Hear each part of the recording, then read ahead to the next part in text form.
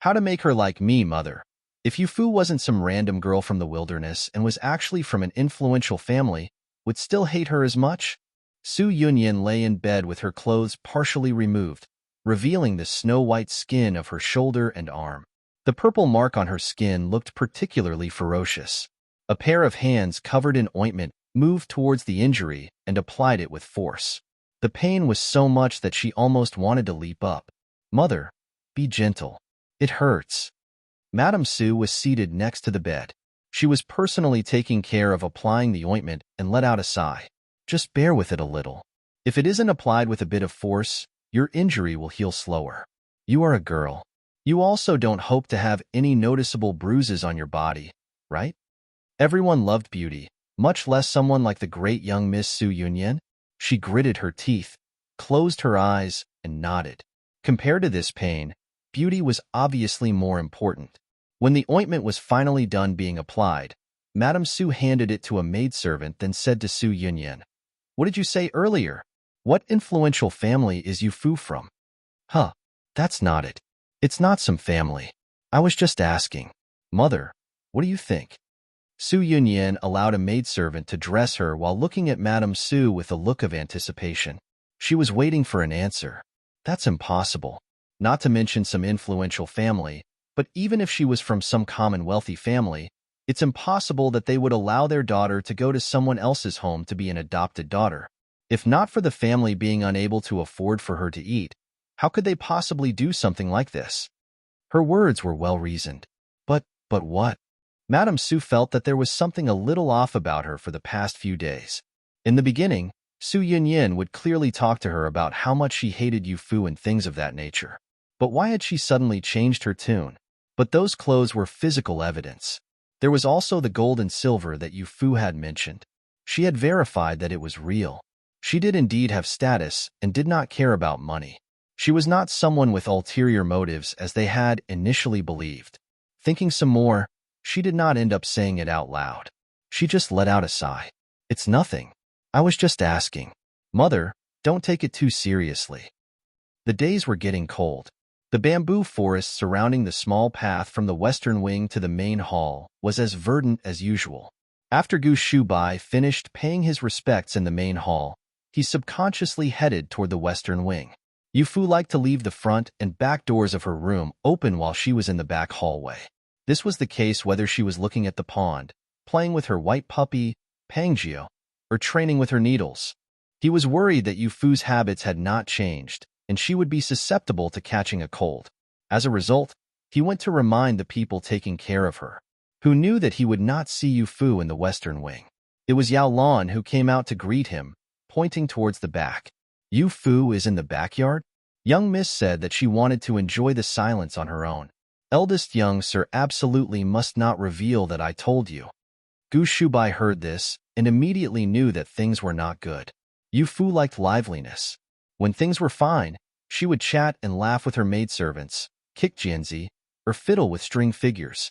Only when she was in a bad mood would she like to spend time in silence on her own. "All right, you can go." He nodded to Yao Lan, then headed toward the backyard. Sure enough, he found a young girl squatting in the grass next to the pond. She was wearing a light green jacket embroidered with weeping willows. At a glance, it was not particularly amazing, but upon closer inspection, it was full of vitality. On such a colorless autumn day, it added quite a bit of vitality. Like a deity of spring abandoned in the human realm, not even the autumn days could hide her radiance.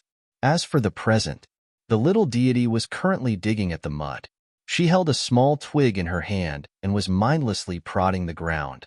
At her side, a small white dog obediently remained next to her foot. "Pangjio, what do you think I should do?" "Do about what?" Gu Shubai suddenly walked up, startling Yufu as she patted her chest. The 12-year-old little girl's chest was slightly rising and falling, but could not be seen because of the thick autumn clothes that she wore. With her patting her chest, this movement was revealed, and Gu Shubai subconsciously averted his gaze. One must never look at women in such an improper way. Yufu was still young and did not understand such things. He could not be so lacking in understanding. "Eldest brother, why are you here?" I came to see whether or not you were being good, and whether or not you're keeping your windows open even after autumn has arrived. Who knew that your windows would be closed, but you would personally come outside and endure the wind? What would you do if you caught a cold? Yu Fu knew that she was in the wrong and grimaced. Eldest brother, can you teach me how to get other people to like you? Gu Shubai nearly laughed out loud. Yu Fu was asking him how to get other people to like her. Could it be that she was not the most likable person? He could not hold back his laughter, and he laughed so hard that his eyes were watery. Who do you want to like you? Is it a male or a female? It's a female. This was good. If Yu Fu wanted to get a male to like her, he would definitely have split that person in half with his sword, or he would stab him so much that he would resemble a honeycomb. A female, huh? Then you should ask your second brother. He knows best how to get a girl to like someone. Have you not seen how girls always like to gather around him at every banquet? Gu Shubai was enjoying this while also selling out Gu Jiuge. Yu Fu nodded, then suddenly shook her head. That's not it. Second brother is getting young girls to like him. I feel that the older women like eldest brother the most. During the Mid-Autumn Festival's imperial banquet, when I was speaking with the madams from various families, they would always praise you. Older women? Gu Shubai instantly understood. Could it be that you want to get Ani to like you? Supporting Yu Fu Gu Huijiang, that brash man. He doesn't understand shit. In the distant mountains, fire-red maple leaves drifted around in circles on the surface of the water. A horrifying and shocking shout shook the surroundings, causing 3 ripples to appear on the surface of the water. Even the maple leaves stopped spinning around. Oh no! Oh no! Master is going crazy again. Let's quickly get out of here. 2 young children who were playing near the water quietly snuck off into the forest. Even more people began to seek higher ground. This place had quite a few exquisite pavilions and buildings. Looking up from the bottom of the valley, the tops of cliffs hid above the clouds. Anything further above that could not be seen. That was where Sun Qi, the deity of medicine, lived in Immortal's Valley. This Gu Huijiang is both literate and skilled in military affairs, so why is it that he isn't even able to take proper care of a child? If not for Yu Fu herself saying that she wanted to go with him, I would not have allowed him to take Yu Fu away. Who knew that this bastard would have no clue how to take care of a child? You lot, quickly go and bring Yu Fu back for me. 2 people stood trembling outside the door. Dressed in gray clothes, they cautiously set foot inside the room. Behind the many layers of thin white curtains was Sun Qi, dressed in white clothes, pacing back and forth. His footsteps were as ethereal as a deity. However, his tone was extremely explosive. Deity of medicine, please calm down. Based on our investigation, Marquis Gu is treating young Miss Yu Fu very well. It's just that Eastern Ling has people who look upon Marquis Gu's manner negatively. That is why they would do something like push Yu Fu into the water. Then that's all the more reason to bring Yu Fu back. Sun Qi instantly cut them off.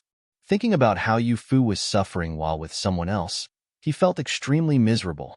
The 2 outside the door exchanged a glance, then hesitantly said, "But the people who have been pursuing young Miss Yu Fu have not yet left Immortal's Valley. To bring her back at a time like this, wouldn't the sorrow of sending her off the first time have been wasted?" Humph. Sun Qi angrily snorted.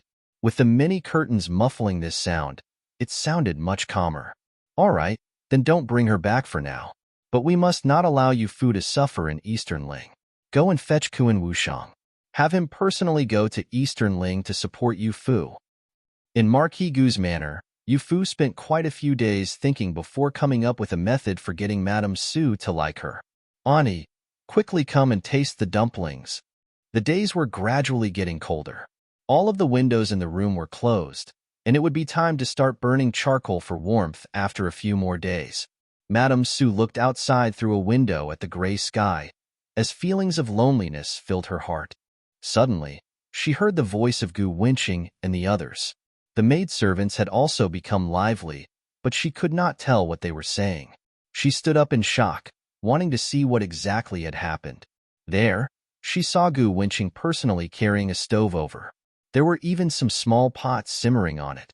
Wenqing, why are you carrying it yourself? Are you not worried about burning your hands? Madame Su was both happy and worried. If his hands that were used for martial arts were injured even a little, would Easternling not have lost another talent? It's fine, Auntie. Gu Wenqing smiled while bringing the stove over to the table. Seeing Su Yunyan come out from the inner room, he smiled and waved to her. Yunyan, you come and have a taste too. The dumplings were made using fresh wild boar meat. It has a rare wild taste to it. It was hunted by eldest brother and the princes. The wild boar did not matter, but the kind intentions behind Gu Wenqing personally bringing a stove over were worth far more than any wild meat. All right. Su Yunyan walked over with a smile. Fourth brother, you should also sit and eat. Gu Wenqing's calm demeanor was always likable. Even Su Yunyan dropped her obstinate attitude upon seeing him. The maidservants came over and ladled the dumplings out onto a plate. Madame Su took a look, and her heart instantly warmed up. The dumplings were in a weird shape, making it clear that they had not been made by the kitchen staff. They must have been made by Gu Wenqing and the others. They looked ugly, but the feelings behind them left a pleasant aftertaste. At first, Madame Su was a little worried about whether or not her nephew would bear a grudge with her over Yu Fu. Now that she saw Gu Wenqing bring her dumplings that they had made, she felt at ease. Auntie, are they good? They do taste good, but they're really ugly. Su Yunyan picked up a dumpling and bit it in half. Looking at Madame Su's expression, she suddenly realized something was off. Fourth brother, this would not happen to have been made by you guys, right? Dumplings made by a group of men. It was understandable that they would look a bit laughable, but also be especially heartwarming. It was no wonder the usually picky Madame Su had eaten a number of dumplings in a row, without saying a single word about their unsightly appearance. They taste good, very good. Madame Su repeatedly praised him. Looking at Gu Wenqing's handsome figure, she felt even happier. Of the 6 sons, when it came to being understanding, Gu Wenqing ranked first. She did not have hopes that Su Yunyan would be able to marry Gu Shubai, as he was the heir to Marquis Gu's manor and the future Lord Marquis. He would need a wife from an equally noble family. She just hoped that Su Yunyan would be able to marry someone like Gu Wenqing. Even if she was a little willful, she would be taken care of. Wenqing, these dumplings were made by you guys, right? I've really troubled you. Auntie knows how filial you are. Gu Wenqing smiled, maintaining his usual calmness. Auntie, these dumplings were made by Yu Fu. It was Yu Fu showing respect to you. What? Made by Yu Fu? Su Yunyan put down her chopsticks and very vigilantly said, Why is she being so kind? There wouldn't be any poison in these dumplings, right? I heard the servants say that she's a practitioner of poison. She even poisoned Qi. Except it, fourth brother. How did it go? Did Madame Su like it? Gu Wenqing returned to the western wing, and Yu Fu hastily went up to greet him. Small spots of flour were still sticking to her small face. He reached out a hand and rubbed the top of her nose, covering his finger in a layer of white powder. Bringing it down for Yu Fu to see, Yu Fu began to giggle. This was her first time making dumplings. In the beginning, she was a complete mess, and her entire body was covered in flour. She worked for a long time before making some that had a decent shape. She then asked Gu Wenqing to send them to Madame Su's place for her. She would use this method to try and get her to like her.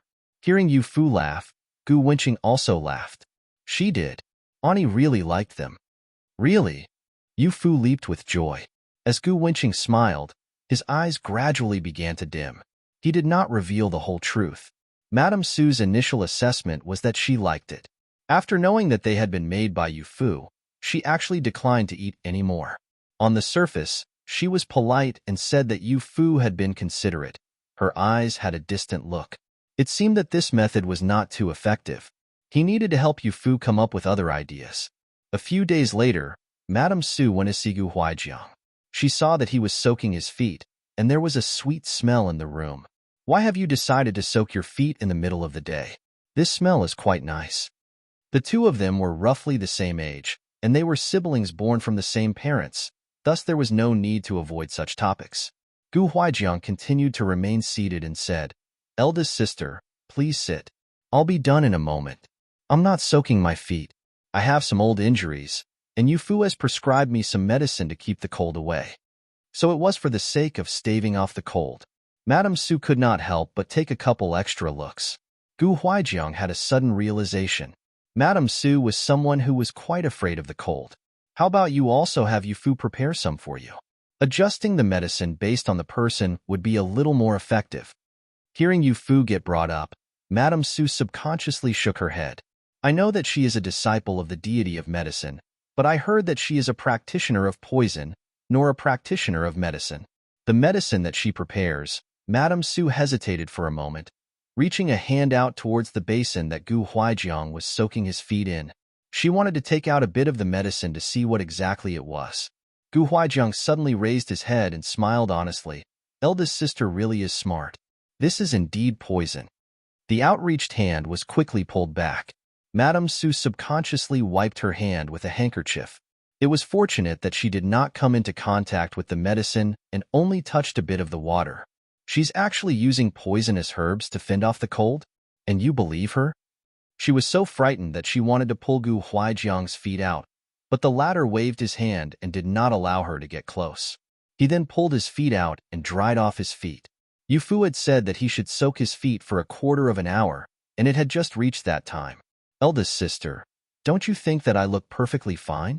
Now that he had pulled his feet out of the basin, Gu Huaijiang stood up and did a quick stretch. Madame Su observed that he was only wearing a white shirt, yet his face was red. His spirits were even better than before autumn had arrived. No, that was wrong. People who feared the cold would become more and more listless as the days became colder. Gu Huaijiang, with all of his injuries, should have been affected by the cold. Why was it that he looked like there was nothing wrong? Could it be that the poisonous herbs that Yu Fu had used to stave off the cold really were effective? Ba, it's because you are fortunate and have a strong life force that you are fine. Don't believe Yu Fu for everything. After all, she isn't your actual daughter. Madame Su said this on the surface, but, in the end, did not say anything about not allowing Gu Huaijiang to continue using this treatment. Gu Huaijiang smiled but did not say anything. Putting on his outer clothes, he then went out to speak with her. It seemed that Yu Fu's attempts to make Madame Su happy over the past few days was having a bit of an effect. I know. There's no need to worry about it. My life was saved by her. Even if she wanted to reclaim it. So what? Moreover, Yu Fu would not do anything to harm me. Eldest sister understands this quite clearly. She just could not bring herself to put aside her stature and accept Yu Fu. It was not that she truly suspected Yu Fu would harm them. What do you mean reclaim? You are not allowed to say such inauspicious things. In the manner, Yu Fu does not need to worry about any of the necessities and can enjoy being a great young miss. It's natural that she wouldn't want to harm you. Without you, how could she be a young miss? Madame Su curled her lips into a smirk, but still ended up asking about the herbs used. Do tell, what exactly is the deal with those poisonous herbs? With so many of them mixed together, is there really no harm to people? Gu Huaijiang said. Yu Fu said that medicine is 30% poison. Medicine and poison are the same things at their essence. There are times when normal medicine can take a person's life, and there are times when a poison can save a person's life. Yu Fu is a practitioner of poison, but didn't she save my life? He had found a chance to tell Madame Su all about Yu Fu's good points, especially the part where she had saved his life. Madame Su loved her younger brother dearly. It was natural that she would treat the person who had saved his life a bit better. It was not just Gu Huaijiang. Everyone in Marquis Gu's manor, from the sons to the servants, including Qi Zhou, would talk to her about Yu Fu's good points.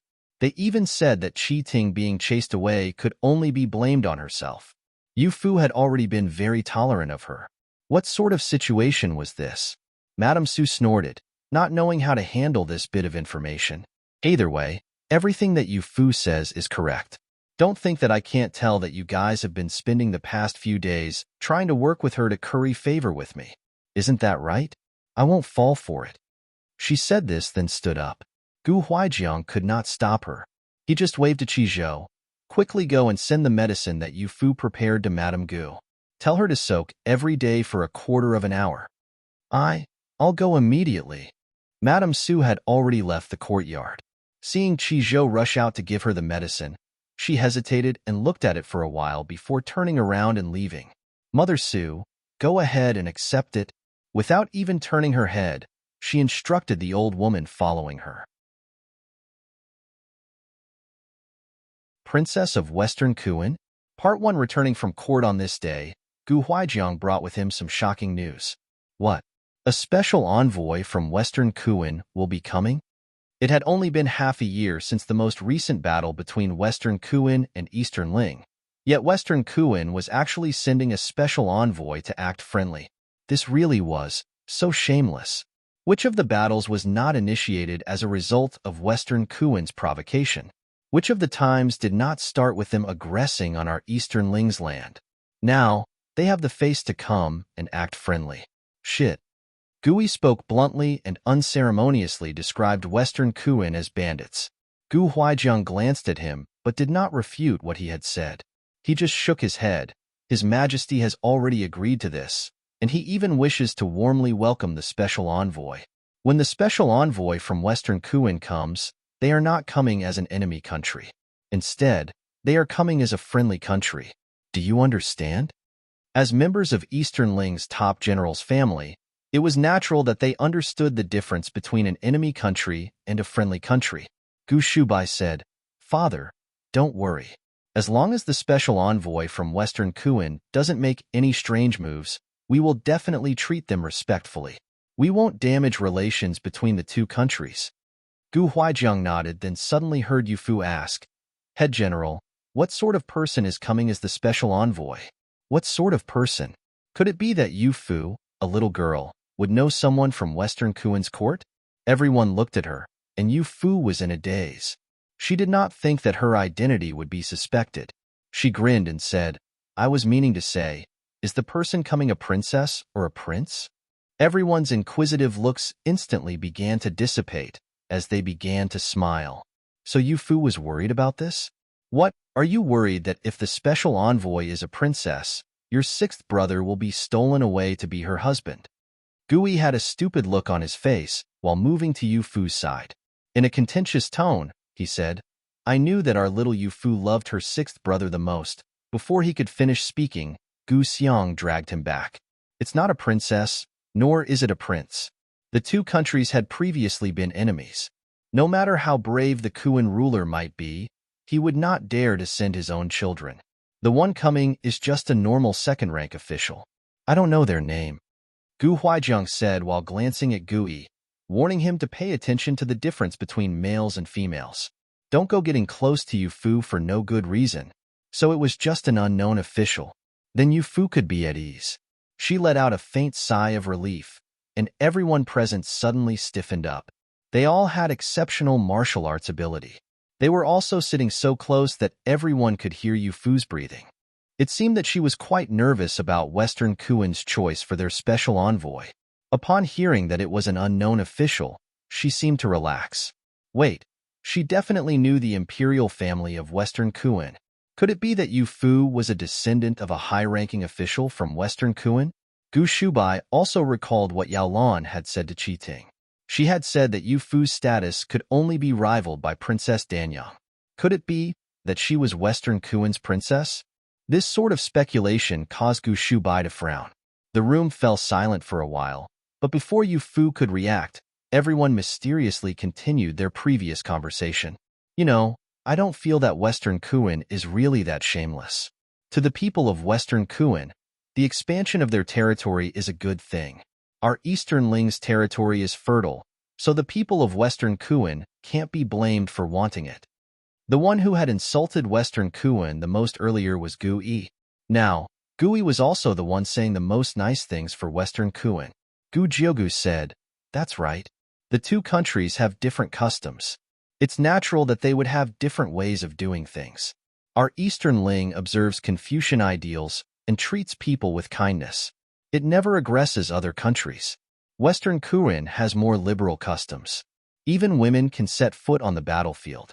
It's just that they're a little belligerent, a little belligerent." That's right, that's right.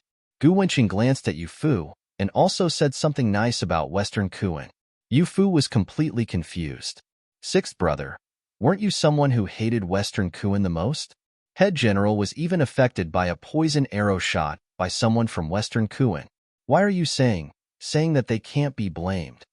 When have I ever hated Western Kuan? It never happened." Gui refused to admit it. even using Gu Huaijiang as a meat shield. Father even said that Western Kuren sending out a special envoy to Eastern Ling means that they are friendly with Eastern Ling. How can we hate a friendly country? That's not good, not good. Yu Fu could not figure out what he was saying and just blindly nodded. Oh, when everyone dispersed, Gu Shubai headed toward the outer study while nobody was paying attention. The outer study had a number of books on the neighboring countries. He was going to take a look at whether or not Western Kuan had lost a princess. Eldest brother. A figure suddenly appeared behind him on the small path. It turned out to be Gu Jiago. He happened to be looking at him with a ponderous expression. It's so late. What is eldest brother going to the outer study for? Gu Shubai was stunned and pretended that everything was normal. Well, since it's so late, what is second brother doing here? He could not reveal Yu Fu's secret and could only speak vaguely. Gu Jiagu stepped forward and placed a hand on his shoulder. Eldest brother, stop pretending. Even that brat Gui noticed.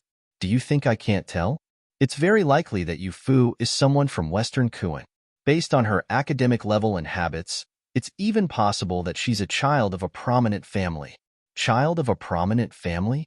Gu Shubai smiled and thought to himself that as long as she was not a princess of Western Kuan, it would be fine. If Yin Yin found out that Marquis Gu's manor had taken in a princess of Western Kuan, it would be inevitable that he would accuse them of the crime of working for the enemy. That would truly be bad. Let's go then. Let's go to the outer study to see Western Kuan's books to see if we can find some clues. The two walked off together. At the same time, Gu Huaijiang gave the order for some people to go into Western Kuan to investigate. If Yu Fu's identity is discovered, it must not be revealed. If not, someone with ulterior motives will use that to make a statement. Young Miss, the maidservant of the cousins Young Miss has come. Yao Lan entered through the door like a whirlwind and headed straight for Yu Fu, speaking to her while giggling. Lian Bai and the others looked at them while quietly worrying about what Su Yunyin might do this time. Yu Fu was surprised and said, Sister Su wants me to go shopping with her? Who else is going? Her maidservant did not say.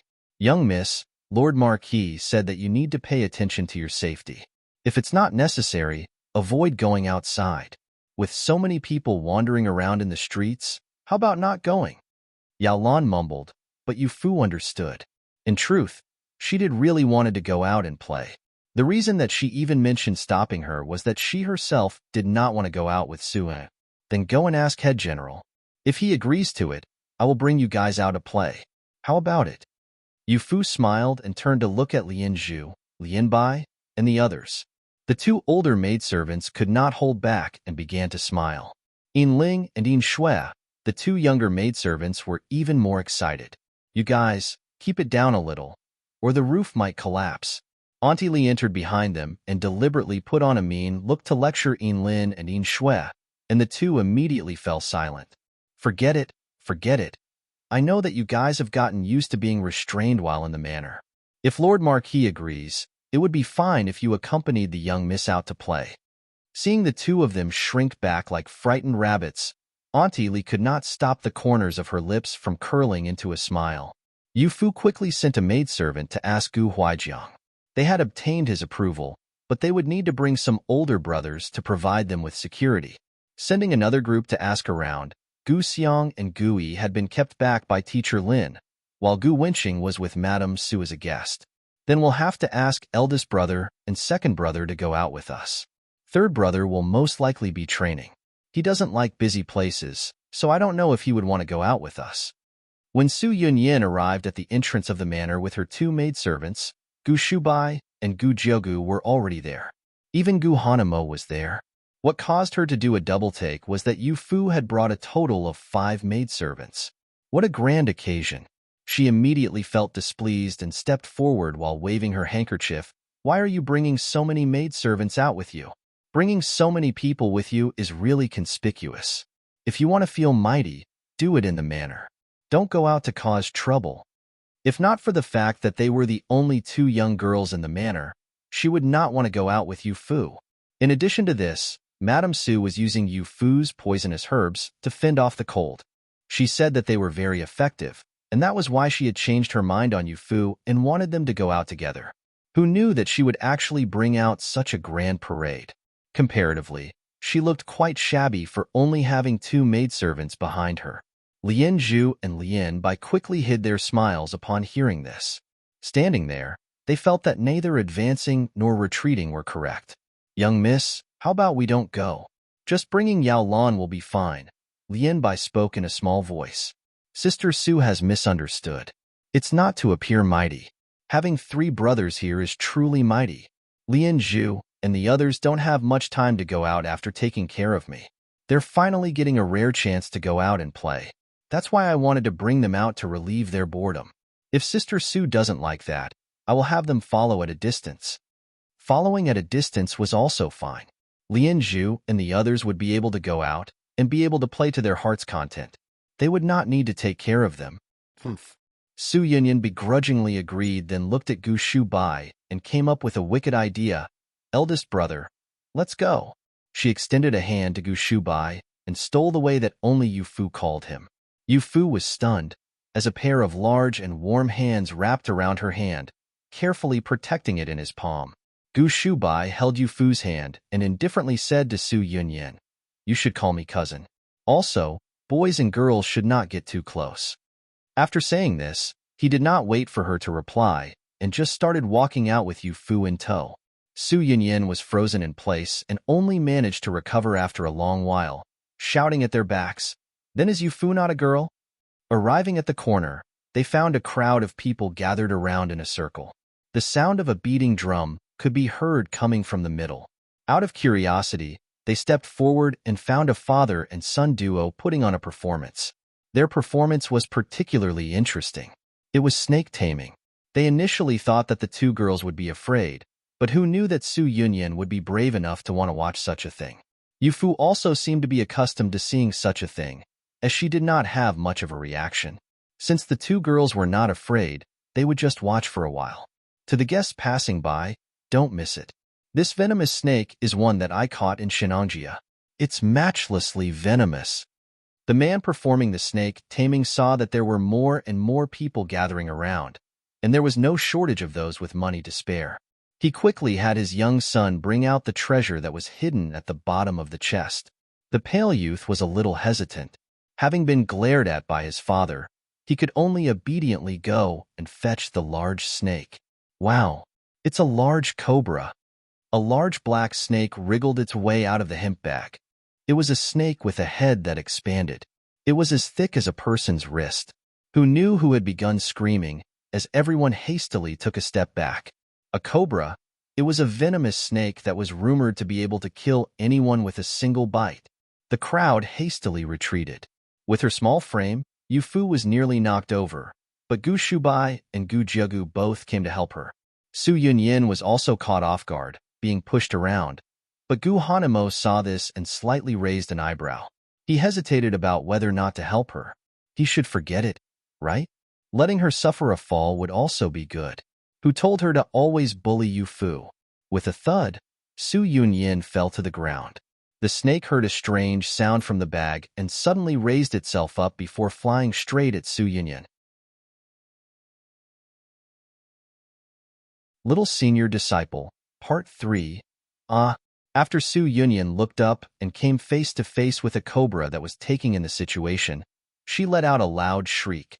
The snake-taming father and son trembled in fear at this sight and hid off to the side. "Dad, I told you about this before, that this snake is hard to tame. Yet you insisted on having me bring it out." The youth was so scared that he began to cry. If their snake bit someone to death in the capital, they would definitely be captured and imprisoned by city officials. Hiss. Finished with taking in the situation, the snake shot forward to attack Su Yunyan. Gu Hanemo flew forward, his sword shining with a cold light, and cut the snake in half. He had not helped support Su Yunyan and just allowed her to fall over. Now, she could be considered as having atoned. Gu Hanemo turned his head and looked at Su Yunyan with some rarely seen enthusiasm. "It's fine. Quickly get up." After saying this, he extended a hand to her and helped her up from the ground. "It's fine." Su Yunyan looked scared silly. Reaching her hand up in a daze, she felt her neck and found that her hand was covered in black blood. She had been bitten by the snake. The snake-taming father and son saw that the situation was bad. Picking up their things, they wanted to flee but were pulled over by Gu Jiugu and his sword. You want to run? Bring out the medicine for the venom. Fearing injury, the onlookers had already scattered. The father and son were kowtowing and pleading, "Young sir, people bitten by the cobra can't be saved, not even by an immortal at the peak of their power. Where could any medicine come from?" No medicine? Gu Jiugu furrowed his brow and hastily dropped both of them to the ground to ensure that they could not escape. Turning his head, he found that Su Yunyan had fainted in Gu Hanmo's arms, and Yu Fu had quickly stuck some needles into her body. "Eldest brother, quickly help me find some gelsemium flowers." "Go quickly. Yaolan, immediately go back and bring me my chest of treasures, quickly." In the golden autumn, Yu Fu's forehead was covered in a layer of sweat, and her voice carried a rarely seen strictness. Yaolan complied and hastily ran in the direction from which they had come. Gu Shubai knew that the situation was critical and hastily said, "There is a medicine shop over there. They might have what you need in there." Gu Hanmo immediately carried Su Yunyin in the direction of the medicine shop. In just a short span of time, her lips had already turned purple. "Doctor, do you have any gelsemium flowers?" Isn't this the eldest young sir of Marquis Gu's manor? What herb did you say you needed? This lowly one does not have any." Gu Shubai made a prompt decision and said to Gu Hanmo, "You take care of the two of them. I'll go and look for gelsemium flowers." He had never even heard of the medicinal herb that Yu Fu had mentioned. He could only go from one medicine shop to another in hopes of finding it. Not long later, Yao Lan returned with Yu Fu's medicine kit. A long line of people was also following along behind her. Yunyan, wake up." Madame Su rushed to her side. Seeing the usually lively Su Yunyan quietly lay there, it looked as if she was dead. Tears immediately began to stream down her face. "Eldest sister, don't worry. Let Yu Fu treat her first."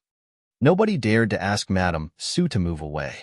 Gu Huaijiang was the only one who could lead her away, as Yu Fu hastily opened her medicine kit and began to look through the various bottles and cans. With a silver needle in her hand and a serious expression on her face, they saw her poke those silver needles into various acupuncture points on Su Yunyan's body. "Yu Fu, what are you poking her with?" Madame Su was choked with sobs. Seeing Yu Fu work with a solemn expression, she did not dare to disturb her. She could only ask quietly, "It's poison." Fighting poison with poison, the effect of the snake's venom on the internal organs can be temporarily alleviated. It was poison again. Madame Su was so startled that she nearly fainted on the spot. If not for the fact that she had been using Yu Fu's poison treatment to stave off the cold, she would definitely not have allowed Yu Fu to put all manners of poisons into Su Yunyan's body. "Head General, I need gelsemium flower as soon as possible. Why has eldest brother still not come back?" He had gone to look for gelsemium flowers, but who knew if he could find any? If he could not, the poison in Su Yunyan's body would be disastrous. "Servants, go and meet up with the eldest young sir." Gu Huaijiang observed the situation before him and was feeling extremely anxious. Su Yunyan was Madame Su's everything. She was a widow and only had this one daughter, thus she loved her more than anything. He did not dare imagine what might happen to Madame Su if Su Yunyan truly could not be saved. "Lord Marquis, the eldest young sir has returned." A shout came from outside the medicine shop, and everyone turned to look. Gu Shubai strode forward with a man in strange clothes swaggering in behind him. This person was tall, strong, and rather handsome. It was just his clothes that did not match. No, it seemed that this was Western Kuan's fashion.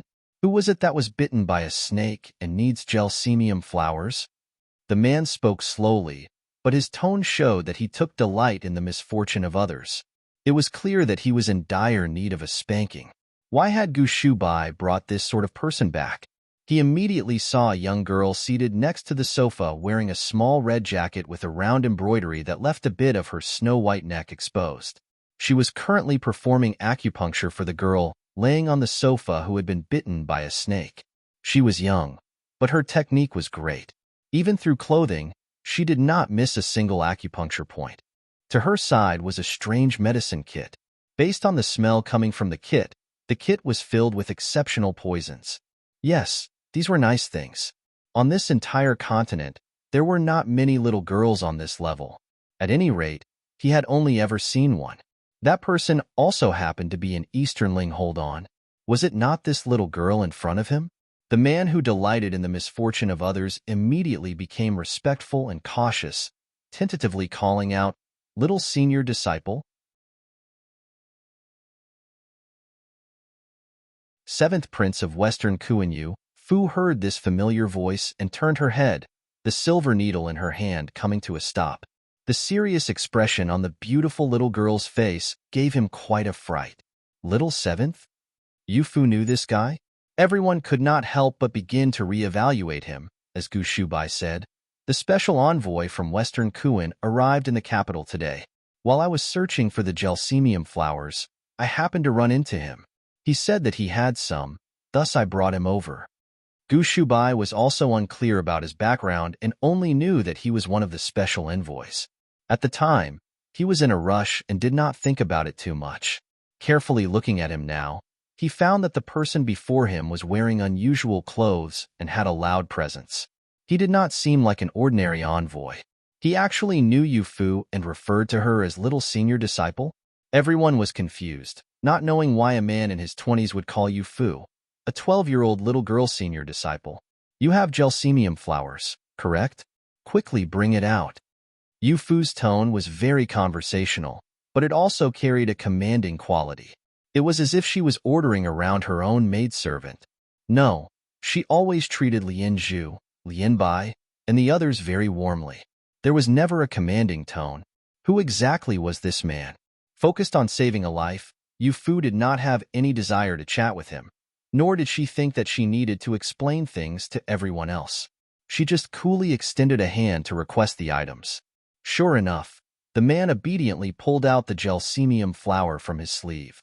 It was a herb that resembled honeysuckle. Furthermore, he handed it over with both hands. Yu Fu pried Su Yunyan's mouth open and directly placed the entire herb into her mouth, but did not care whether or not if she swallowed it. Are you not going to cut it a little? The man covered his face. It seemed as though he could not bear to watch this directly. There's no time. By the time that it gets cut up, the snake venom will have assaulted her brain. Yu Fu saw that she could not swallow the herb, thus she simply started pushing the medicine down. This was a sight that left everyone watching in a complete daze.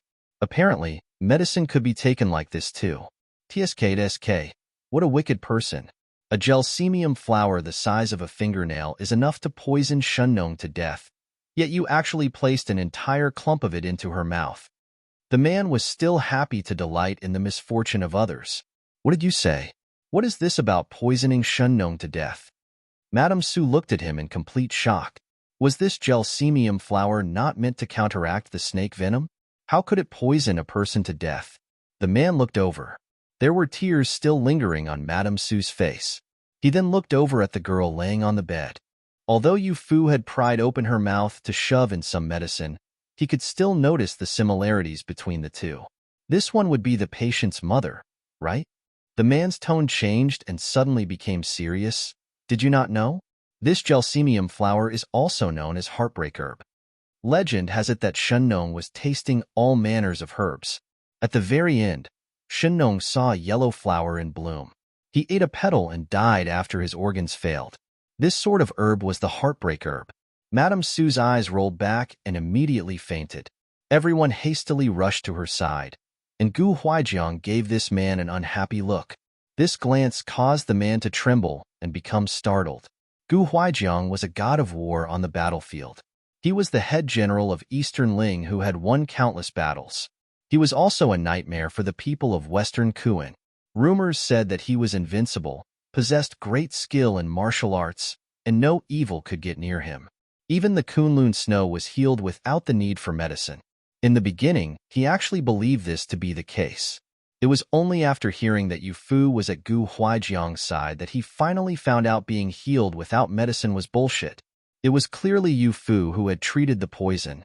Greetings, Lord Marquis Gu. He respectfully bowed. Just as Gu Huaijiang was about to ask about his identity, some movement suddenly came from Yu Fu's side. She had finally managed to stuff all of the gelsemium flower into Su Yunyan's mouth and instructed a maidservant to pour some water into Su Yunyan's mouth. Wiping the sweat from her brow, she stood up. Madam Su, Sister Su has already… Huh? How did Madam Su end up fainting? When she had been focusing on treating her patient, she was completely oblivious to everything else that was happening. Oh, it's fine. How is Yunyan? Gu Huaijiang glanced at Madam Su. Older people could not endure such a shock. She would be fine after a little bit of time. Sister Su is already fine. She will wake up after a little while. Since both the cobra and the gelsemium flower come from Shenangjia, they both possess similar characteristics. I used acupuncture to seal her meridians, and the poisonous herbs will break through the snake venom. It's just that she will be quite weak for a while. It was good that she was fine.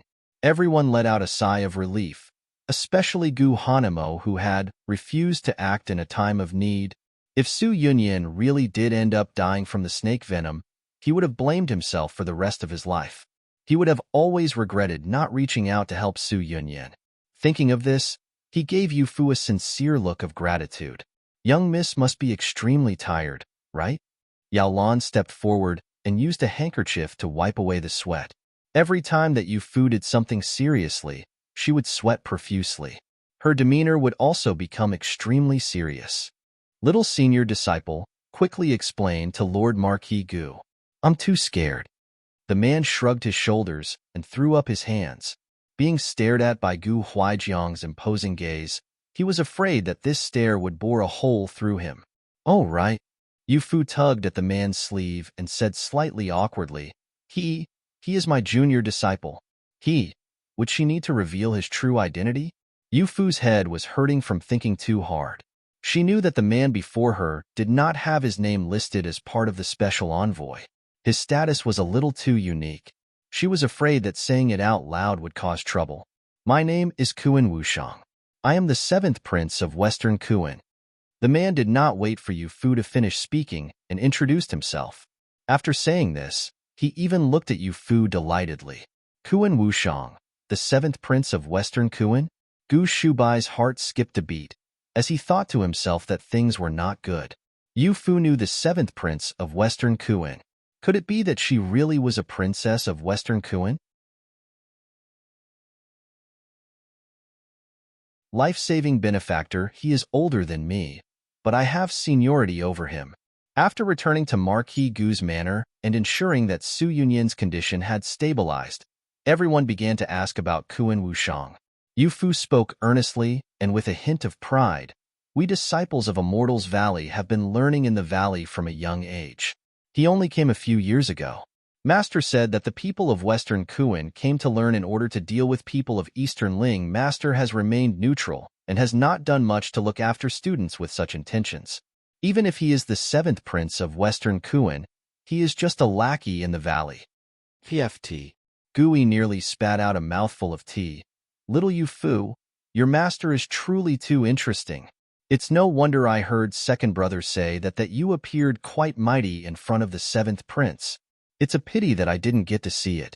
It's all Teacher Lin's fault. Of all the times to hold us back, he just had to do it today, which led to me missing this great scene. He had never seen Yu Fu get serious. He heard that she became extremely strict upon becoming serious, which was completely unlike her usual lively self. When Yunyan wakes up later, if she finds out that you wanted to see her get bitten by a venomous snake, she will definitely be sure to thank you properly. Gu Jiugu sipped tea while looking sideways at Gu Yi, his eyes shining with a glimmer. Yu Fu, you and the 7th prince, did you really only meet in Immortals Valley? Gu Xiang asked the question that everyone wanted to ask. A few days earlier, Gu Huaijiang discovered that his sons trained in martial arts had suddenly become very interested in reading. They all liked to sneak into the outer study. If they found anything related to Western Kuan, they would be taken out to be studied. They truly were quite studious. He knew that everyone was suspecting one thing and wanted a way to verify it. That one thing was Yu Fu's identity. Was she, or was she not someone from Western Kuan? If she was, which family's young miss was she? That's right. We first met in Immortals Valley. What's wrong? Yu Fu did not know that everyone was speculating about her identity, and she replied without any hesitation. There was no chance that this was a lie. Then why did you just send him off after saving Su-en? It seemed that you were very worried that he would say something to us. Yu-fu, she was indeed worried. But what she was worried about was different from what the others thought she was worried about. She was worried that Kuren Wushang would accidentally leak her true identity. Well, looking at Yu-fu's reaction, even if Kuren Wushang already knew her, he might not know her identity. Forget it. Since she did not want to reveal it, they did not want to force her to reveal it. Lord Marquis, the young miss has woken up. Qizhou suddenly rushed in from outside the courtyard, and Gu Huaijiang quickly stood up upon hearing this. I'll go take a look. I'm also going. Gui also rushed to follow behind him, and everyone looked at him strangely. How strange. Haven't you always been on bad terms with Yunyan? When the two of you are together, you're always arguing so noisily. Why are you so worried about her now? Gu Xiang clearly knew something and smiled wickedly, deliberately making him look bad in front of everyone.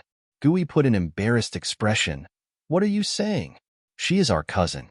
No matter how bad things are, we need to worry about her life. He then ran out, very obviously trying to hide something. He was worried that his older brothers would laugh at him. Sure enough, a round of laughter erupted behind him. I see that sixth brother has some feelings for Yunyan. He's just too scared to admit it. The two of them have been arguing and fighting since childhood, but it's clear that there are feelings between the two. That's right, let's also go and take a look. Saying this, everyone followed along and headed toward Lotus Courtyard. In the inner room, Madame Su lay next to the bed, her face slightly pale. When everyone entered the room, they saw Su Yunyan laying on the bed with a mauve bed curtain covering half of her face. On the half of her face that was exposed, her complexion was not bad. The venom must no longer be a problem. It was just that she had not yet woken up. Auntie, you have not yet fully recovered. You should go back and rest. Everyone began pleading with Madame Su, but she gently shook her head. It's just a chronic illness. It's not a big problem. I'm going to wait here for Yunyan to wake up. Only like this can I feel at ease. In the group, she saw Yu Fu standing next to Gu Shubai, and her eyes lit up a little. Gu Shubai thought to himself that this was not good. Yu Fu's methods for treating Su Yunyan looked quite vicious. Madame Su would not be thinking of blaming her, right? Yu Fu, come over here. Sure enough, Madame Su waved to her. Before anyone could stop her, Yu Fu had already begun walking over. Madame Su, the situation today required expedience, and I could only use a risky method to treat Sister Su's condition. Please do not think poorly. What sort of thing are you saying? Could it be that I am such an unreasonable person to you? Madame Su cut her off, but her tone was warmer than it had ever been before. She pulled Yu Fu into a hug, and a pair of warm tears streamed down her face. You are Yunyan's life-saving benefactor. If Yunyan did not survive, I too could not live on. We have not treated you kindly, yet you saved Yunyan's life. How should I thank you? As a woman of noble birth who had experienced many things in life and endured many hardships, she was very practiced in not letting her emotions show. To allow tears to fall in front of Yu Fu, it could be seen just how grateful she felt. Having been pulled into her embrace, Yu Fu could smell the scent of jasmine flower in her hair and suddenly felt very nostalgic. This was the smell of her mother. She smiled and shook her head.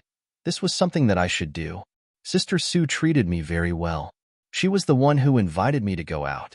It was only because of this that I had a chance to save her.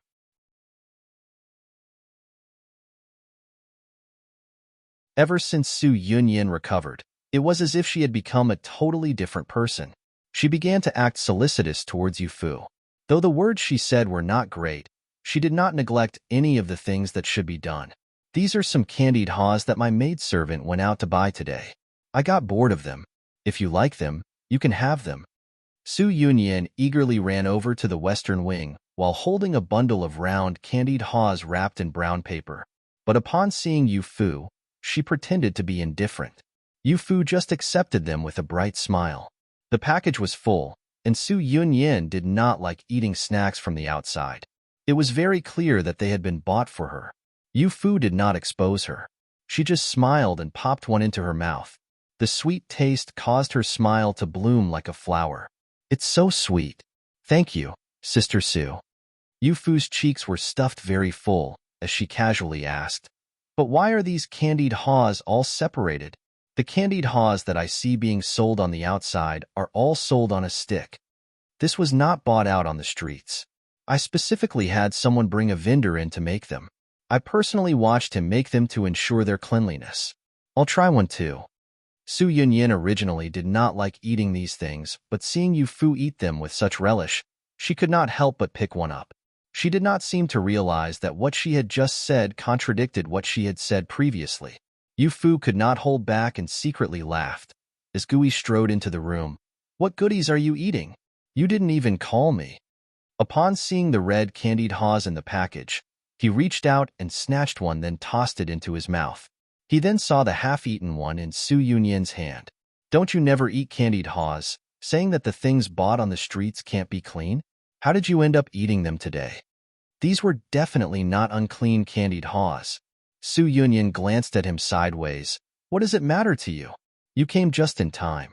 I have something to ask you." "What is it?" Gui very quickly finished eating one and licked his fingers before picking up another. Su Yunyin slowly stood up and slowly walked behind him, speculating in a sinister tone. "I heard that someone said that they wanted to see me get poisoned and that it was a pity that you missed it. Isn't that right?" After saying this, she grabbed hold of Guyi's neck, as he sent the candied haw in his mouth flying out in fright. Gritting his teeth, his eyes were opened wide. "I'm innocent. Which bastard told you this?" "That's not it. I was saying that I wanted to see little Yu Fu teach that 7th prince a lesson. I heard that you were quite ugly when you had your mouth pried open to be given medicine. Who would want to see that?" "You." And he said that he was innocent. He very clearly wanted to see her make a fool of herself. Su Yunyin did not let go, and Gui stood up to move her hand away. The two wrestled for a while, with neither side letting go. Lian Bai and the others saw this and wanted to go and break up the fight. Yu Fu gave them a look, and they all quietly backed down. The 6th young sir and the related young miss were fighting to such a degree, so why did young miss not let them break up the fight? Don't worry, they won't actually start fighting for real. Yu Fu fully devoted herself to eating candied haws. With a cheerful smile, she watched the two fight, her eyes taking the shape of crescent moons. Though Gui was small, if he truly took action, not even the average male could be his opponent, much less Su Yunyin. He was deliberately letting her do this. "Oh, what are the two of you doing?" Gu Jiugu walked in from the outside and saw Gui and Su Yunyin chasing each other around, and they nearly bumped into him. This gave him a bit of a scare. "Haha, second brother. You've come?" Before Yu Fu needed to give any instructions, Lian Bai had already brought out a new cup of tea and placed it next to Gu Jiugu. Smiling, he looked at her and nodded, and the latter's face turned a bit red as she slowly retreated to the side. Western Kuin's special envoy has already moved into the post house, but that 7th prince's name is not on the list of envoys, and he has been very restless. To the people of Western Kuin, our Marquis Gu's manor is without a doubt a formidable enemy. Why do you think he is being so proactively friendly? Proactively friendly? Yu Fu thought for a bit. Are you talking about the gelsemium flowers? If you are, we should thank you. If he did not happen to have some on him, I fear what would have happened to Sister Sue. Moreover, the gelsemium flowers could only be considered a coincidence. How could it be said that Kuan Wushang was being proactively friendly? Gu Jiugu looked at her. He is currently in the front parlor drinking tea with father. I just came to tell you about it. After all, he is your junior disciple. It would be best if you went to see him. He actually dared to come to the manor? Yu Fu was extremely shocked. What sort of bravery pill had this Kuan Wushang taken? Did he really think that Western Kuan sending a few unremarkable envoys would make the two countries friends? If Emperor Ning suddenly decided to hold him as a hostage, let's just see if he settles down or not. Not only did he come, but he came claiming to be the life-saving benefactor of Marquis Gu's manor. He came asking for tea and water. Our Eastern Ling is a country of principles, and he did indeed save Yunyin's life with the gelsemium flowers. Thus father found it hard to chase him out. But if you don't chase him out, if His Majesty finds out that the 7th Prince of Western Kuan had private meetings with Marquis Gu's manor, Would it not be even more suspicious? Prime Minister Yin's eyes are still focused on our manor. I fear that he will use this to cause a stir. This Kuan Wushang did not happen to come with the intention of sowing discord, right? Thinking of how this might negatively affect Marquis Gu's manor, Yu Fu immediately became nervous. Pursing her small lips, she bit her lower lip. Second brother. Don't worry. I'll go and chase him out. After saying this, she grabbed Gu Jioga's sleeve and hastily rushed toward the front parlor. Lord Marquis Gu, I've heard for a long time that your Eastern Ling is a country that emphasizes etiquette. So why is it that you look so unhappy to see this prince? Kuan Wushang had a bargaining chip, thus he was not as polite to Gu Huaijiang as before. He was certain that Gu Huaijiang would not do anything to him. He was the one who saved his darling niece's life. Nobody who knew anything about etiquette would return kindness with enmity. Gu Huaijiang glanced at him, and the latter trembled slightly before quickly regaining his cheeky grin. I say, Lord Marquis Gu, don't scare me. This prince is easily frightened. If I end up getting frightened, others might think that Lord Marquis Gu is the type of person who can't even be polite to a life-saving benefactor. He smiled shamelessly. With a foot on the chair, he sat very casually. At the same time, he picked up his cup of tea and took a sip before spitting it back out. The tea is cold. Quickly go and get another cup. The male servant standing to the side watched on in shock. This prince from Western Kuan really did not think of himself as an outsider. Even when the eldest prince and second prince of this country came, they would not act so arrogantly.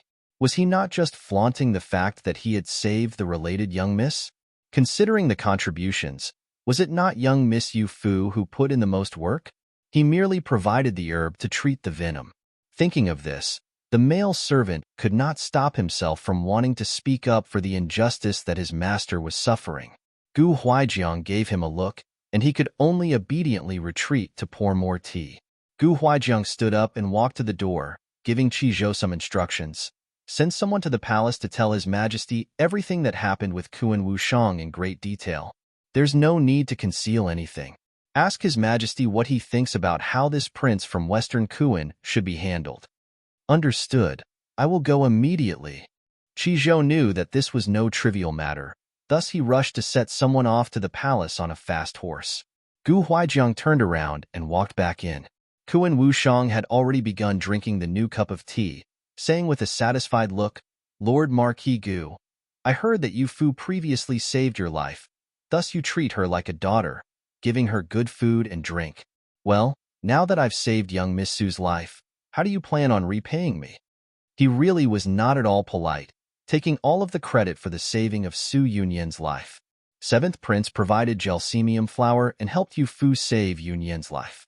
This marquis will express my thanks by repaying you 10 times the value of the gelsemium flower. 10 times the value? Kuan Wushang immediately became unhappy. Was he treating this as if trying to get rid of a beggar? If the seventh prince does not like this, 100 times is also fine. Gu Huaijiang picked up his cup of tea and gently skimmed the froth on the surface. His voice was even calmer than the surface of the tea.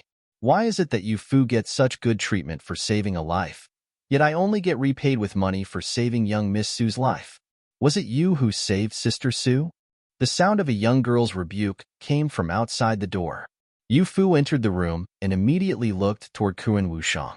Putting his foot down and bring his legs together, he placed his hands on his knees. Kuan Wushang completed all of these actions in an instant, changing from a brazen and unreasonable person to an obedient youth. Gu Jioga was stunned to see this. He then heard him politely say, Little senior disciple, you've come? This was more like it. If I did not come, I fear that you would be fluffing yourself up as the savior. Sister Su's life was saved by me. You only provided the gelsemium flower. How did you end up as the benefactor? Yu Fu spoke with certainty, and Kuan Wushang no longer dared to spout nonsense. How can that be nonsense? If I did not speak like this, would the second young sir have gone to get you? As he said this, Gu Shubai and the others arrived after hearing the news. They all looked at him with unkind looks.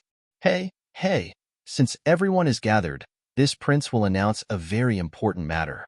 You all must know that I am not part of Western Kuin's special envoy. I came as a disciple of Immortal's Valley. Master instructed me to bring little senior disciple back. What? Now, even Gu Huaijiang lost his calm. Yu Fu was even more stunned. Ever since Yu Fu arrived in Marquis Gu's manor, he had never thought that Yu Fu would leave. He always felt that he would need to take care of her for many years until she became of age and had no choice but to get married. It had not even been a full year. So why had someone come to take her away? It was not just him, as Gu Shubai and the others were even more shocked. They never thought that Kuan Wushang would bring this sort of news. They would rather he came to scam them of food and to play at being a lord than take away Yu Fu. No, little Yu Fu won't leave with you. Gu Xiang reflexively spat this out, but felt that his words were groundless. It was Yu Fu's master who wanted to take her back to the place where she grew up. What right did they have to stop her? It was Yu Fu who was the fastest to recover. Did master say it like that? Little seventh, if you dare to pass along a fake order, I will definitely have master chase you out. You know that I can do it. Her pupils contracted, and a dangerous light flickered in her eyes as she stared fixedly at Kuan Wushang. This was the first time that everyone had seen Yu Fu like this. Kuan Wushang could not stop himself from coughing a couple times. He did not speak, but everyone could see that he was lacking in confidence. Little senior disciple, don't be so fierce. I will admit that I just wanted to see just how unwilling the Marquis family was to let you go. I already saw it on their faces just now. In truth, master wanted me to. Shut your mouth. Wearing a thick little jacket, Yu Fu raised her small hand. With a flick of her wrist, 5 poisonous silver needles appeared between her fingers. Master said that liars need to be punished. Right now, I shall take master's place in teaching you a lesson. Let's see if you dare to deceive me again. Humph. After saying this, the needles flew out. With a flicker of cold light, 5 needles stabbed into Kuan Wushang. Little senior disciple. Kuan Wushang raised his head to look at her in shock, not knowing when she had learned this ability. She had actually managed to accurately hit 5 acupuncture points at the same time. His body was now completely unable to move. Yu Fu seemed to be very satisfied with her accuracy, smiling and rubbing her nose. Servants, come and throw him out.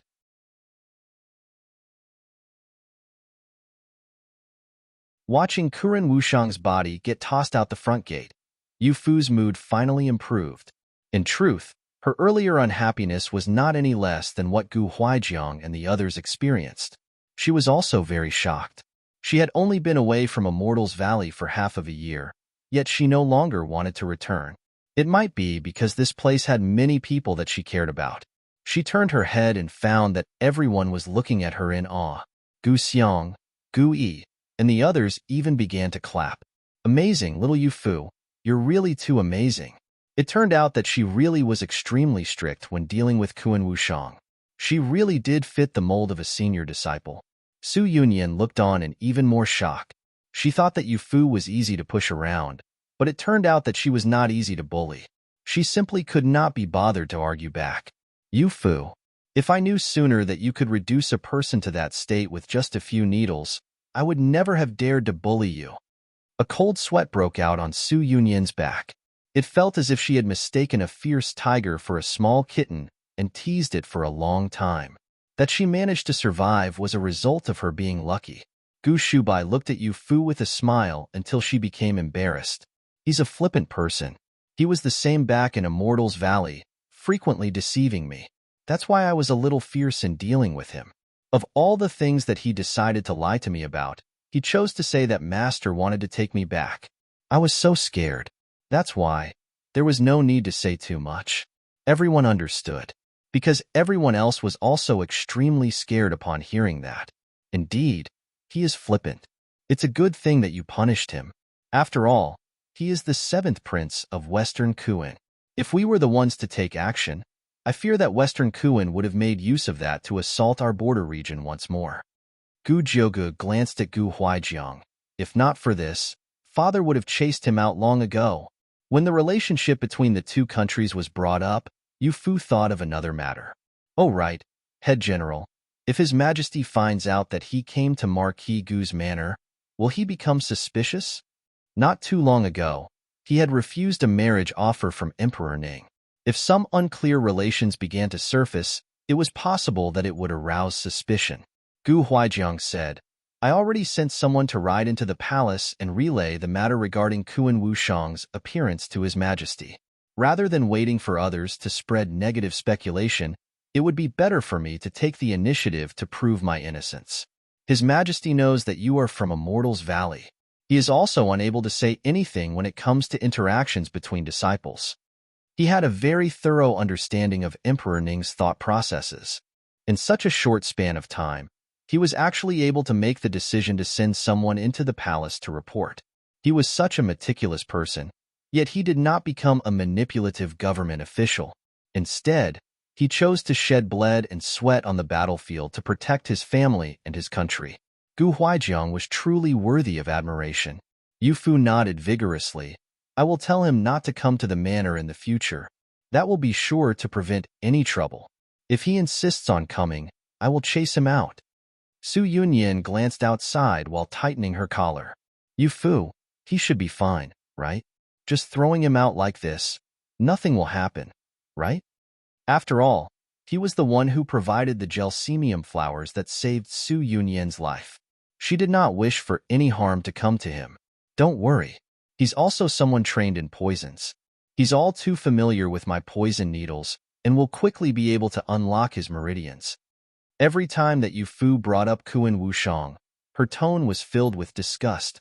However, her eyes would sparkle. Some who saw this became jealous.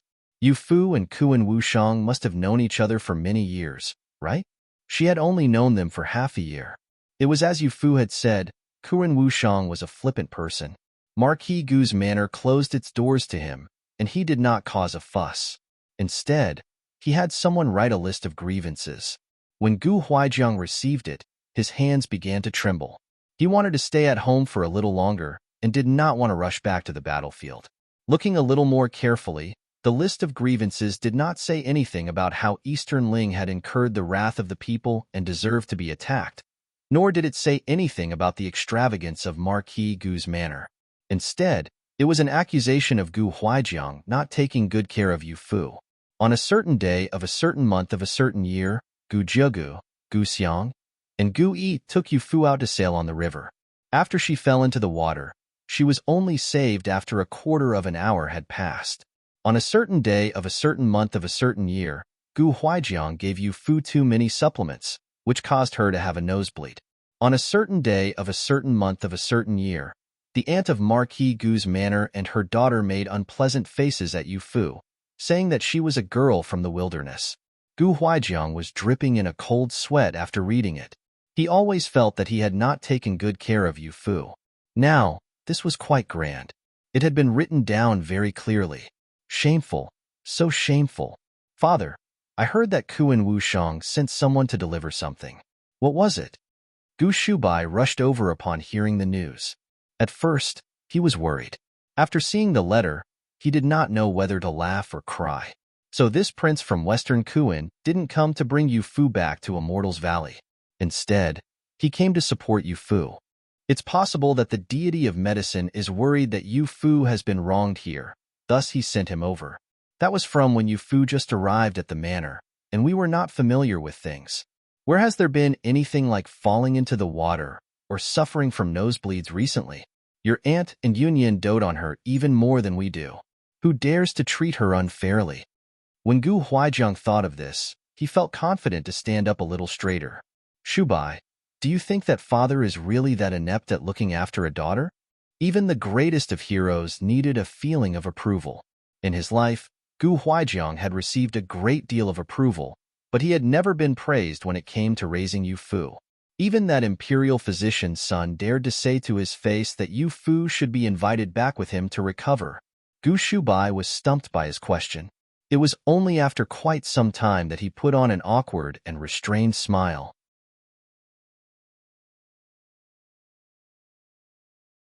Emperor Ning was receiving the special envoy from Western Kuan when he found out about the existence of Kuan Wushang. After Gu Huaijiang sent someone into the palace to report on the situation, he sent someone to investigate matters related to this seventh prince, and felt that he had a grasp on the situation. Emperor Kuan had many sons. Adding all of his sons together, there were more than 20. This seventh prince was just a nobody. His birth mother was a lowly beauty. After he grew up, he was sent by Emperor Kuan to learn in Immortal's Valley and become the deity of medicine's disciple. From that moment, he very rarely returned to Western Kuan. Thinking about it, Emperor Kuan must have forgotten that he even had such a son, right? It was no wonder he dared to rashly come to Eastern Ling, even though the two countries have frequently been engaged in conflict. A prince that did not even have enough value to become a hostage, Emperor Ning also could not be bothered to deal with him. Just go ahead and visit Marquis Gu's manor.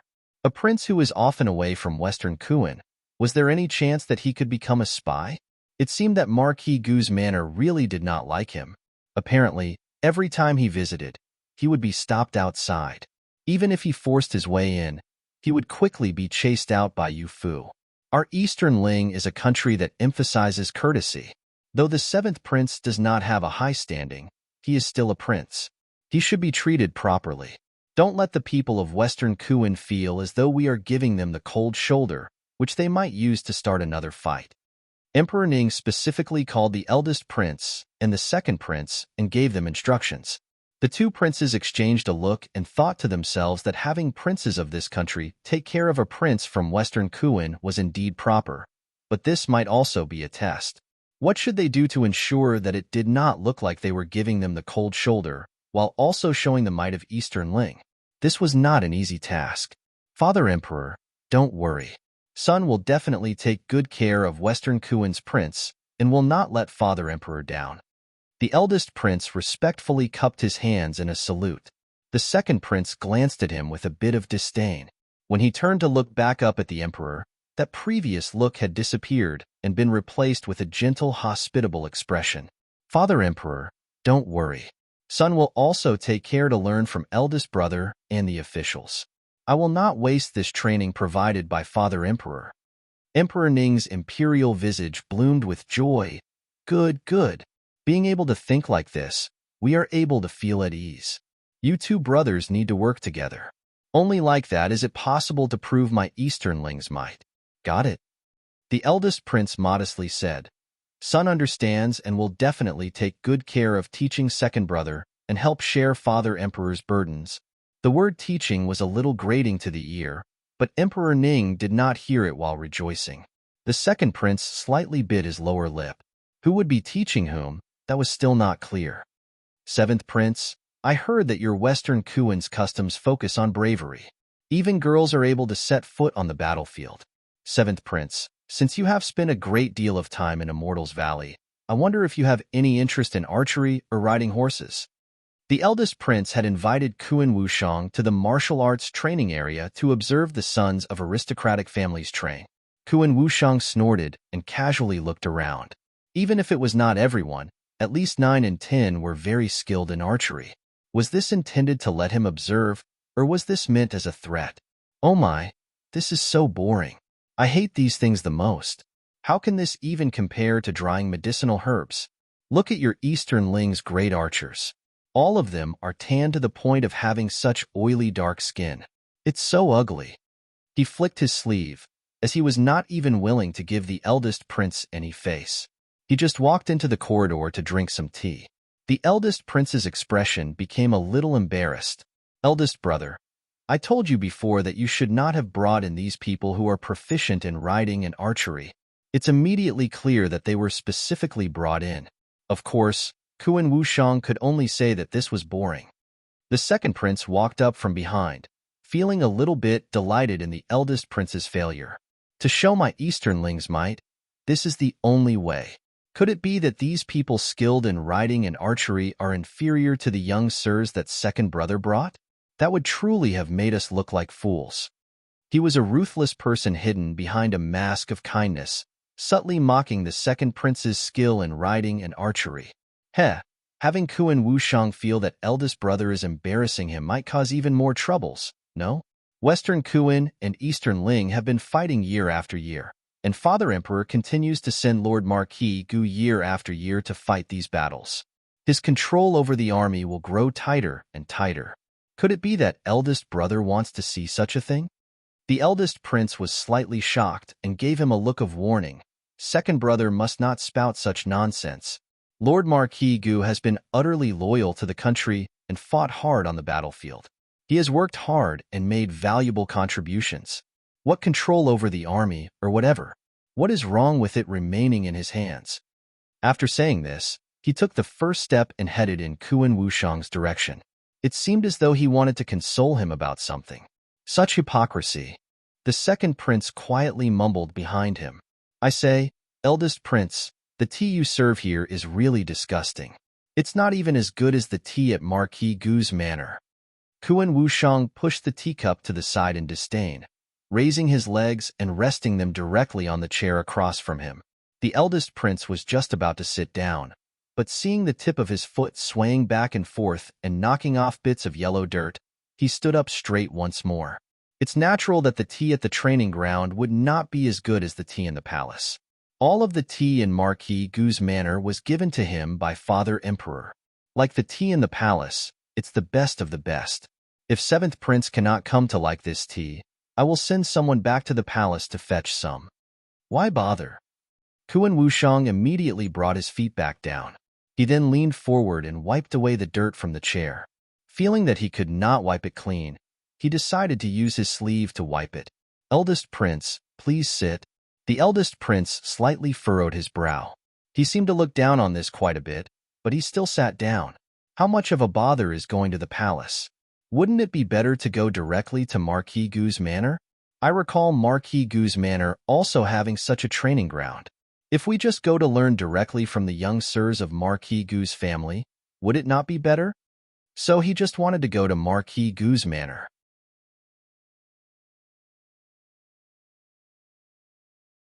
The eldest prince suddenly laughed. I previously heard that seventh prince often visits Marquis Gu's manor, but you are always stopped outside. Even if you do get it, you end up getting chased out by Sister Yu Fu. Here I was thinking that it was just a joke, but it really was true. Kuan Wushang heard Yu Fu's name, and his ears suddenly perked up. Are eldest prince and Yu Fu very close? Why do you call her sister? Of course, very close. The second prince walked up from behind them and inserted himself into the conversation. Seventh prince only knows of Lord Marquis Gu's magnificence on the battlefield, but likely doesn't know that my father emperor treats him like a brother. Even Danyang and I will respectfully call him Uncle Gu. Yu Fu is his adopted daughter. It's natural that we would call her sister. So it was this sort of convoluted relationship. Kuan Wushang laughed derisively without holding back. She's just an adopted daughter. Yu Fu doesn't even address Lord Marquis Gu as father. So why are you guys so anxious to address her as sister? The feelings of the eldest prince and the second prince quickly changed as they exchanged an awkward glance.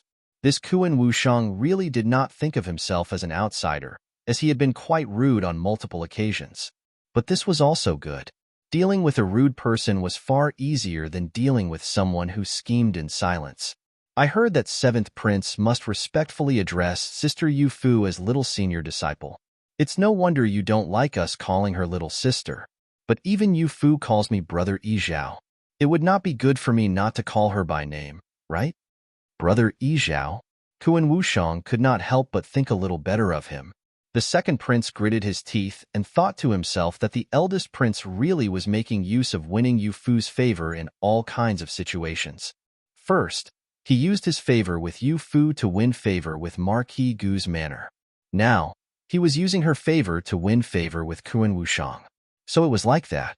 Then I've been rude.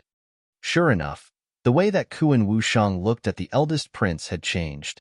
Compared to the earlier carefree attitude, there was now 30% more respect. The second prince wondered to himself when he should get Yu Fu to call him Brother Chengji. Since eldest prince and Yu Fu are so close, how about you take this prince over to Marquis Gu's manor to drink some tea? When we get there, I will show you my archery skills. What do you think? Kuan Wushang looked very expectant, yet he was throwing out quite a weighty idea. The eldest prince and the second prince both wanted to see his skills. Hearing this promise, they rejoiced, and they naturally agreed. Then let's quickly go. Kuan Wushang instantly leaped up from his seat. Dragging the eldest prince along, He did not even look at the second prince. This difference in treatment left the second prince feeling completely convinced. "Oh, seventh prince, why have you come again?" In front of Marquis Gu's manor, there were servants gathered around in a room to stay warm. Suddenly hearing a knock at the door, they opened it up to take a look and found Kuan Wushang's familiar face before them. With this, the door was immediately closed. "Quickly open the door. This prince did not come alone. I brought some important people." As soon as Kuan Wushang opened his mouth, he put on a carefree attitude. The way he was banging on the gate resembled a playboy out in the countryside. How could a prince be so carefree about his appearance? A voice came from the other side of the gate. "It's pointless. Not to mention important people, but even if you brought a goddess with you, we can't open the door for you. Seventh prince, please just spare us lowly servants." Hey. The two goddesses, standing behind Kuan Wushang, had slightly embarrassed expressions. The eldest prince stepped forward and glanced at Kuan Wushang. "Seventh prince really is quite amazing. In just a few short days, you've already become familiar with the servants of Marquis Gu's manor. Your tone is extremely familiar." As for the tone of this familiarity, everyone had a tacit understanding. "It's me. Will you still not open the gate?" The eldest prince frequently visited Marquis Gu's manor, thus the gatekeepers were familiar with his voice. They quickly gave the order to open the gate. "Oh, it's the eldest prince. This lowly one is at fault. I did not know that it was the eldest prince outside. Second prince, you've also come. What strange wind was blowing today that would allow Kuan Wushang to invite them out?" "It's us. Is Uncle Gu in?" The eldest prince walked in while speaking with the servants. The gatekeeper quickly nodded and said, "Our Lord Marquis is not in today. He went to handle some matters at the military camp. But since my sirs have come, how about this lowly one goes to get the eldest young sir?" "There's no need. Inviting Yu Fu is most important." Kuan Wushang casually rushed to get this out.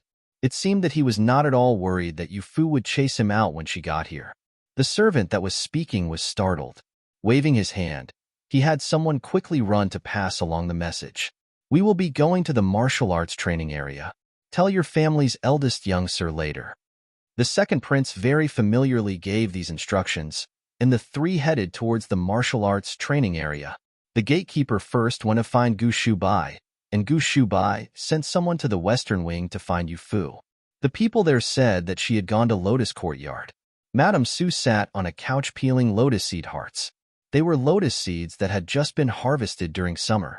By removing the bitter cores, they could be used to make all sorts of delightful desserts. Su Yunyin and Yu Fu did not like eating bitter things. If they tasted anything even a little bitter, they would shake their heads and begin frowning. Madame Su personally handled peeling them to guard against others being careless. The two were seated across from Madame Su, each holding bowls of chicken soup, which contained longan, red dates, and things of that nature. "Madame Su, this chicken soup tastes better than the one made by the head general." Yu Fu had already finished drinking her soup, and Su Yunyin carefully ladled some more into her bowl from the small pot on the table. "That's right. This chicken soup is meant to be drank by girls to supplement their health. Boys can't drink it. Last time, Gui saw me drinking some and asked me for some, but I didn't give him any." Huh. This was the first time that Yu Fu had heard that there was any soup that girls could drink that boys could not. Looking at the contents of the bowl, she could not help but feel a great deal of respect. Su Yunyin turned around. "You don't understand? You still haven't had that, right?"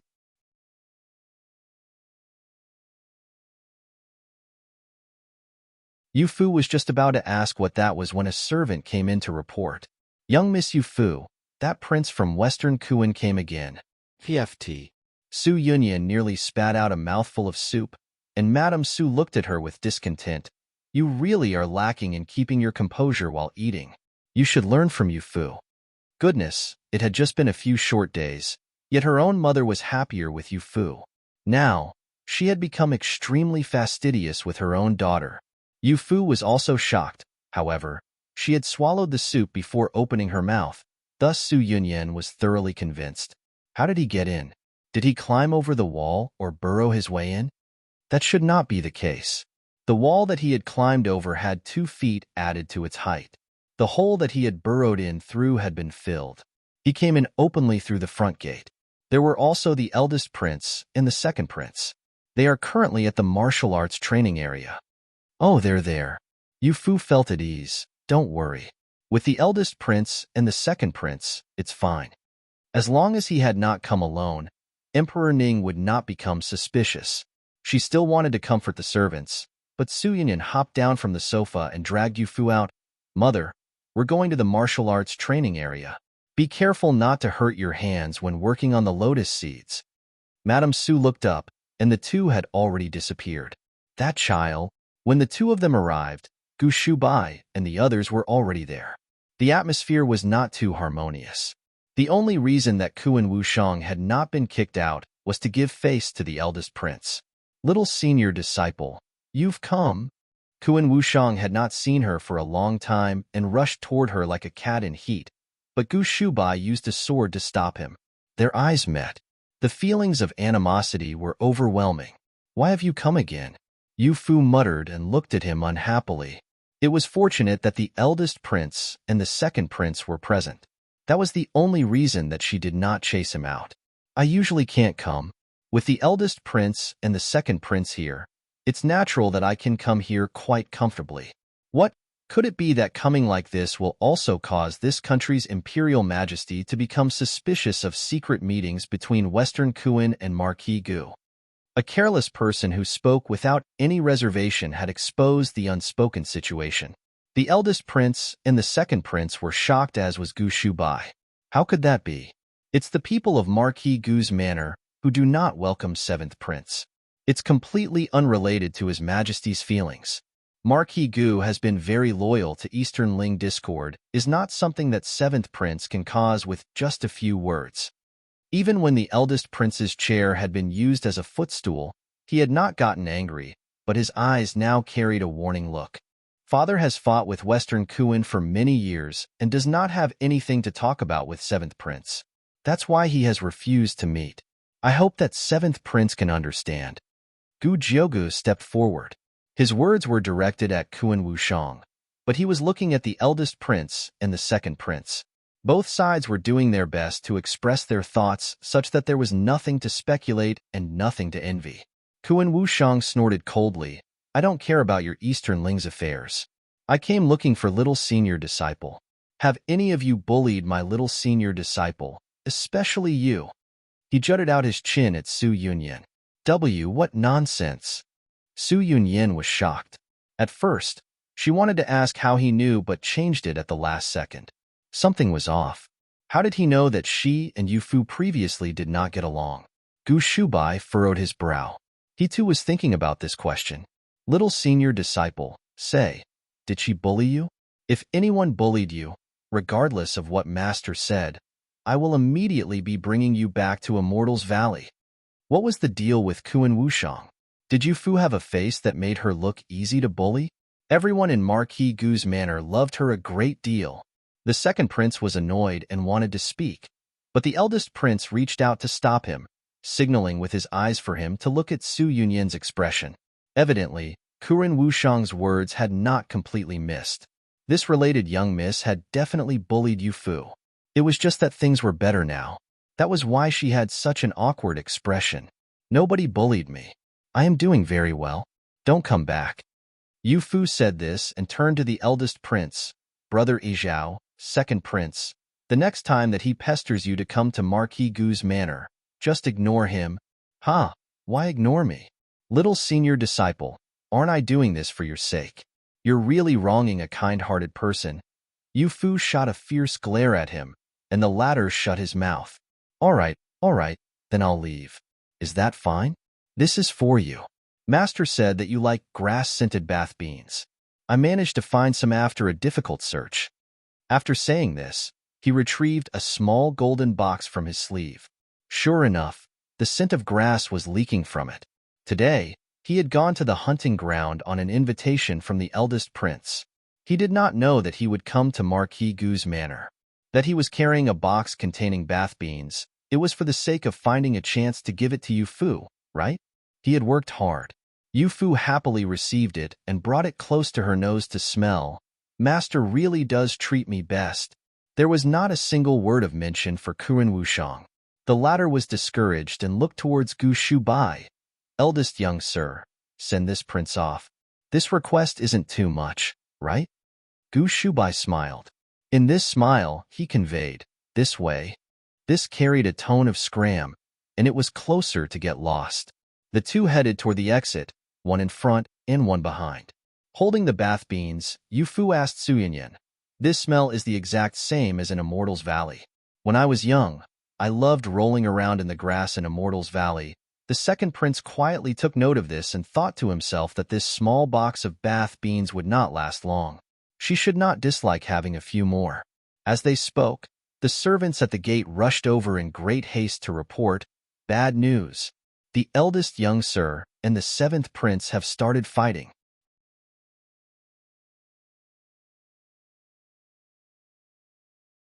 With a whooshing sound, Yu Fu, who had just been praised for her composure by Madame Su, flew like an arrow. Everyone subconsciously followed along behind her. If it came to Kuan Wushang starting a fight, they were not the slightest bit surprised. That was a guy who did not care about anything. How could he possibly have the bearing of a prince? But Gu Shubai was different.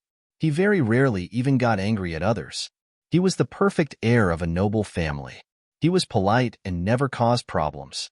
What had Kuren Wushang done that could make Gu Shubai start fighting with him? Eldest brother, Yu Fu shouted while running. Outside the main gates of Marquis Gu's manor, the stunning sound of swords clashing could be heard. Those with training could tell that neither side was holding back. Hearing Yu Fu's voice, Gu Shubai suddenly stopped, and Kuren Wushang took this chance to attack his waist. All that could be heard was Su Yunyan inhaling sharply. In a flash, Gu Shubai bounced up from the ground and avoided his sword. With a turn of his sword, he brought it to Kuan Wushang's throat. Shubai, the eldest prince, spoke out to stop him. Seeing Gu Shubai filled with murderous intent, it seemed very likely that he wanted to kill Kuan Wushang. Killing him was a trivial matter. The relationship between Eastern Ling and Western Kuan was not. Kuan Wushang provocatively looked at him. What? Are people not allowed to speak the truth? This prince entered Immortal's Valley at the age of 15. At that time, Yu Fu was only 6. The relationship that we share is not something that you can compare with. So they were fighting over Yu Fu. Sheathing his sword, Gu Shubai mockingly looked at him. The relationship is good. It's so good that Yu Fu doesn't even want to let you in. You, how treacherous. He clearly knew that Yu Fu did not let him enter Marquis Gu's manor only because she was worried that Emperor Ning would become suspicious, did he not? In front of the eldest prince and the others, Gu Shubai was certain that he would never dare to reveal such a thing. He could only suffer this loss in silence. I won't be seeing you off. Oomph. Kuan Wushang flicked his sleeves and left, leaving everyone in a daze. Eldest brother, even Gu Jiugu was afraid of seeing Gu Shubai like this. Yu Fu, however, dared to step forward and miserably tug at his sleeve.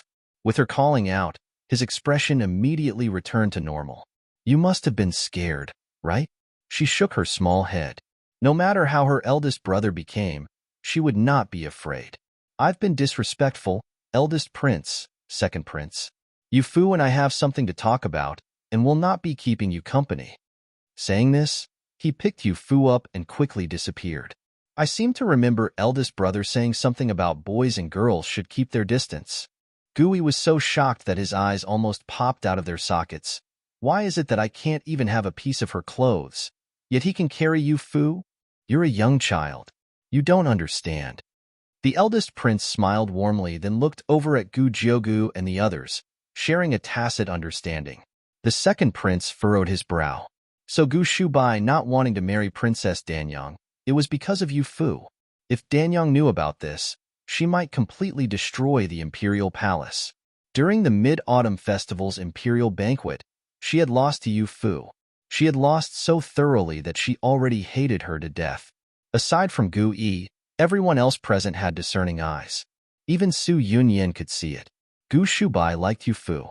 His suddenly fighting with Kuan Wushang was most likely a result of this. Eldest cousin naturally has his reasons for acting like this. Don't speak nonsense. The two princes are still here. Yin suddenly realized the general situation and dragged Gui away. Enjoy your chat. Enjoy your chat. I will give him a proper explanation. It seemed that she was in a very good mood, even changing the way that she addressed Gu Shubai. Gu Jiugu was slightly worried, looking in the direction that Gu Shubai had gone.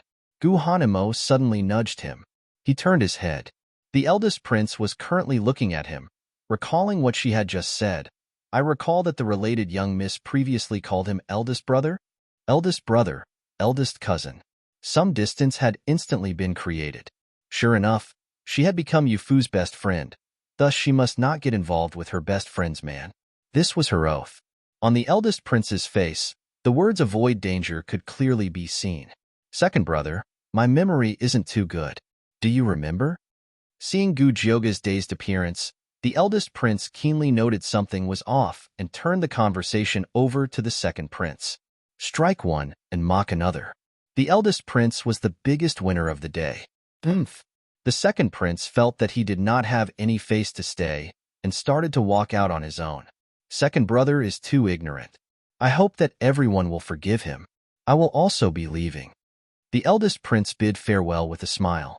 In a rare occurrence, when everyone had finally left, Gu Hanemo spoke up. Eldest brother was too impatient this time. Starting a fight in front of the eldest prince and the second prince, he helplessly shook his head. Nobody in this family allowed him to have peace of mind. Gu Xiang said in a daze, "What does third brother mean?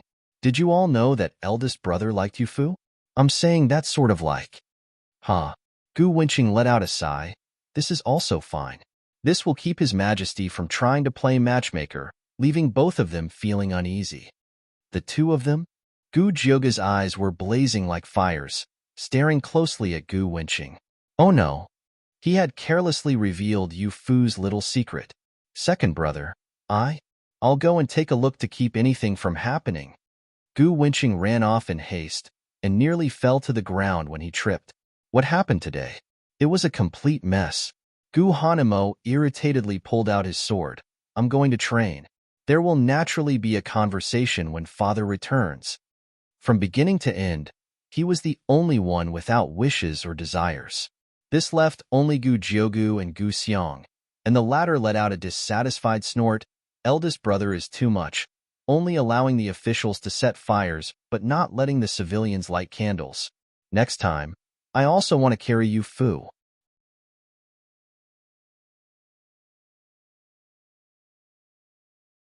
Gu Shubai carried Yufu while walking with urgency. After arriving outside the western wing, he put her down in the corridor. It was already winter, and there was a bit of ice on the wooden benches. As soon as Yufu's butt touched it, she hopped back up and hung from his neck. Her movements caused a smile to momentarily appear on his face. Eldest brother, as long as you are smiling, it's fine. Why did you and Ku and Wushang start fighting earlier? Being so impatient was not at all like Gu Shubai's usual self. Instead, it was more like when Gu Xiang and the others had beaten up Gu Changsheng and his brother at the school. That Ku and Wushang was raving about some things, and said some things that were completely lacking in integrity. I had to teach him a lesson. What sort of things? Yufu looked very curious. She hung from his neck and swayed side to side, urging him to quickly give her a response. Gu Shubai's white face turned slightly red. Who knew if it was from anger or embarrassment? His voice felt a bit quiet, and his eyes looked foggy. He said that he had seen you bathing. Is this true? Yufu's face immediately turned bright red. He's lying. Eldest brother would even believe this. If he dared, Master would have beaten him to death. Aside from feminine reservation, she began to refute this question without a second thought for fear of Gu Shubai misunderstanding. That scoundrel actually dares to spout such nonsense to you while I'm not there. Did he say what year, what month, and where this happened? When you were 6 and in a small creek in Immortal's Valley. Yufu carefully thought back. Too much time had passed since she was 6, and she could not recall very clearly. Whether or not Ku and Wushang was lying, she could not say for certain. When she was young, she had indeed bathed in small creeks. It was not just her. Her fellow disciple sisters had also done the same. The older ones would pump water to wash inside. Not to mention the effort, but it was also not fun. Yufu and the younger ones were completely unable to understand why they would do this. It was only in the past few years that they began to understand. Gu Shubai suddenly smiled. Forget it. At 6, it's hard to tell if the body belongs to a boy or a girl. That Kuan Wushang was out of ideas and used this to provoke me. Not to mention when Yufu was 6, but even now, her body was still emanating an aura of childishness, especially when she was wrapped up in so many thick layers. The front of her body resembled a vast plain. Gu Shubai felt at ease, completely oblivious to the holes in his argument. If even Kuan Wushang's lack of ideas was able to provoke him, he was truly a little too impatient. Yufu was a little perplexed. Eldest brother only wanted to hit him because of this? There did not seem to be any problem. If she had also been present at the time, she would definitely have wanted to poke him with a needle. Gu Shubai let out a heavy sigh, as she had poked at the heart of the matter. Yufu, do you like me? Of course, I like you. I like eldest brother the most. Her young and tender hands were still wrapped around the back of his neck, and she rubbed her small head against his shoulder. She resembled a small cat. Her small movements seemed to have ignited something as Gu Shubai began to burn up. He hastily put Yufu down. Having these sorts of feelings for a 12-year-old child was truly too filthy. He restrained his feelings and turned away to avoid looking at Yufu as he did his best to calm down. Yufu stood all alone, but some of his body heat still lingered on the palms of her hands. It was exceedingly hot. Then does eldest brother like Yufu? The tall figure suddenly froze as Gu Shubai slowly turned around. What sort of like was she speaking of? In that pair of eyes that were nimble like a fawn's, a youthful innocence was mixed with the shyness of a young girl. There was also a fawn in his heart, and it was jumping all over the place. I do. I really do. Yufu tilted her small head and smiled, revealing her charming dimples. It was truly a sight that would make people want to try and take a bite. Those cheeks that were white with a bit of red seeping through surely tasted better than any peaches in existence. Everyone really likes you. Even Auntie and Yunyan are the same. How could I not like you? The added explanation was a clear cover-up, but in the end, it was all just a result of his conflicting feelings. She was still a child. Oh, Yufu lowered her head, and it seemed that she was a little disappointed. Any lingering heat in her hand slowly dissipated, and she could not catch it even if she wanted to. So the way that he liked her was the same way that Madame Su and the others liked her. There was nothing special, but she liked her eldest brother. It was different from the way that she liked the others. Fourth brother had said it before. This sort of like was one where they wanted to stay together for a long time, while the other one was the same as liking family. But the way that eldest brother liked her, it might just be the same as liking a younger sister. The not yet mature little girl looked even smaller with her head hanging. In truth, she had grown a little taller. It was just that in front of him, that very slight growth was negligible. It was very easy to overlook. Gu Shubai suddenly reached out a hand and patted her head.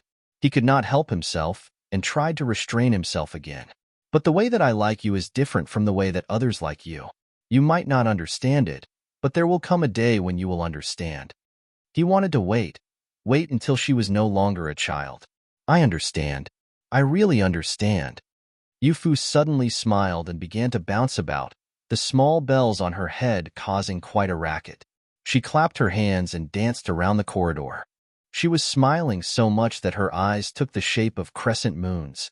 I really understand. Eldest brother, you like me, isn't that right? Just like how Princess Danyang likes you, isn't that right? Or just like how Yao Yu likes second brother, isn't that right? Gu Shubai was stunned. Which bastard was it that taught Yufu about this?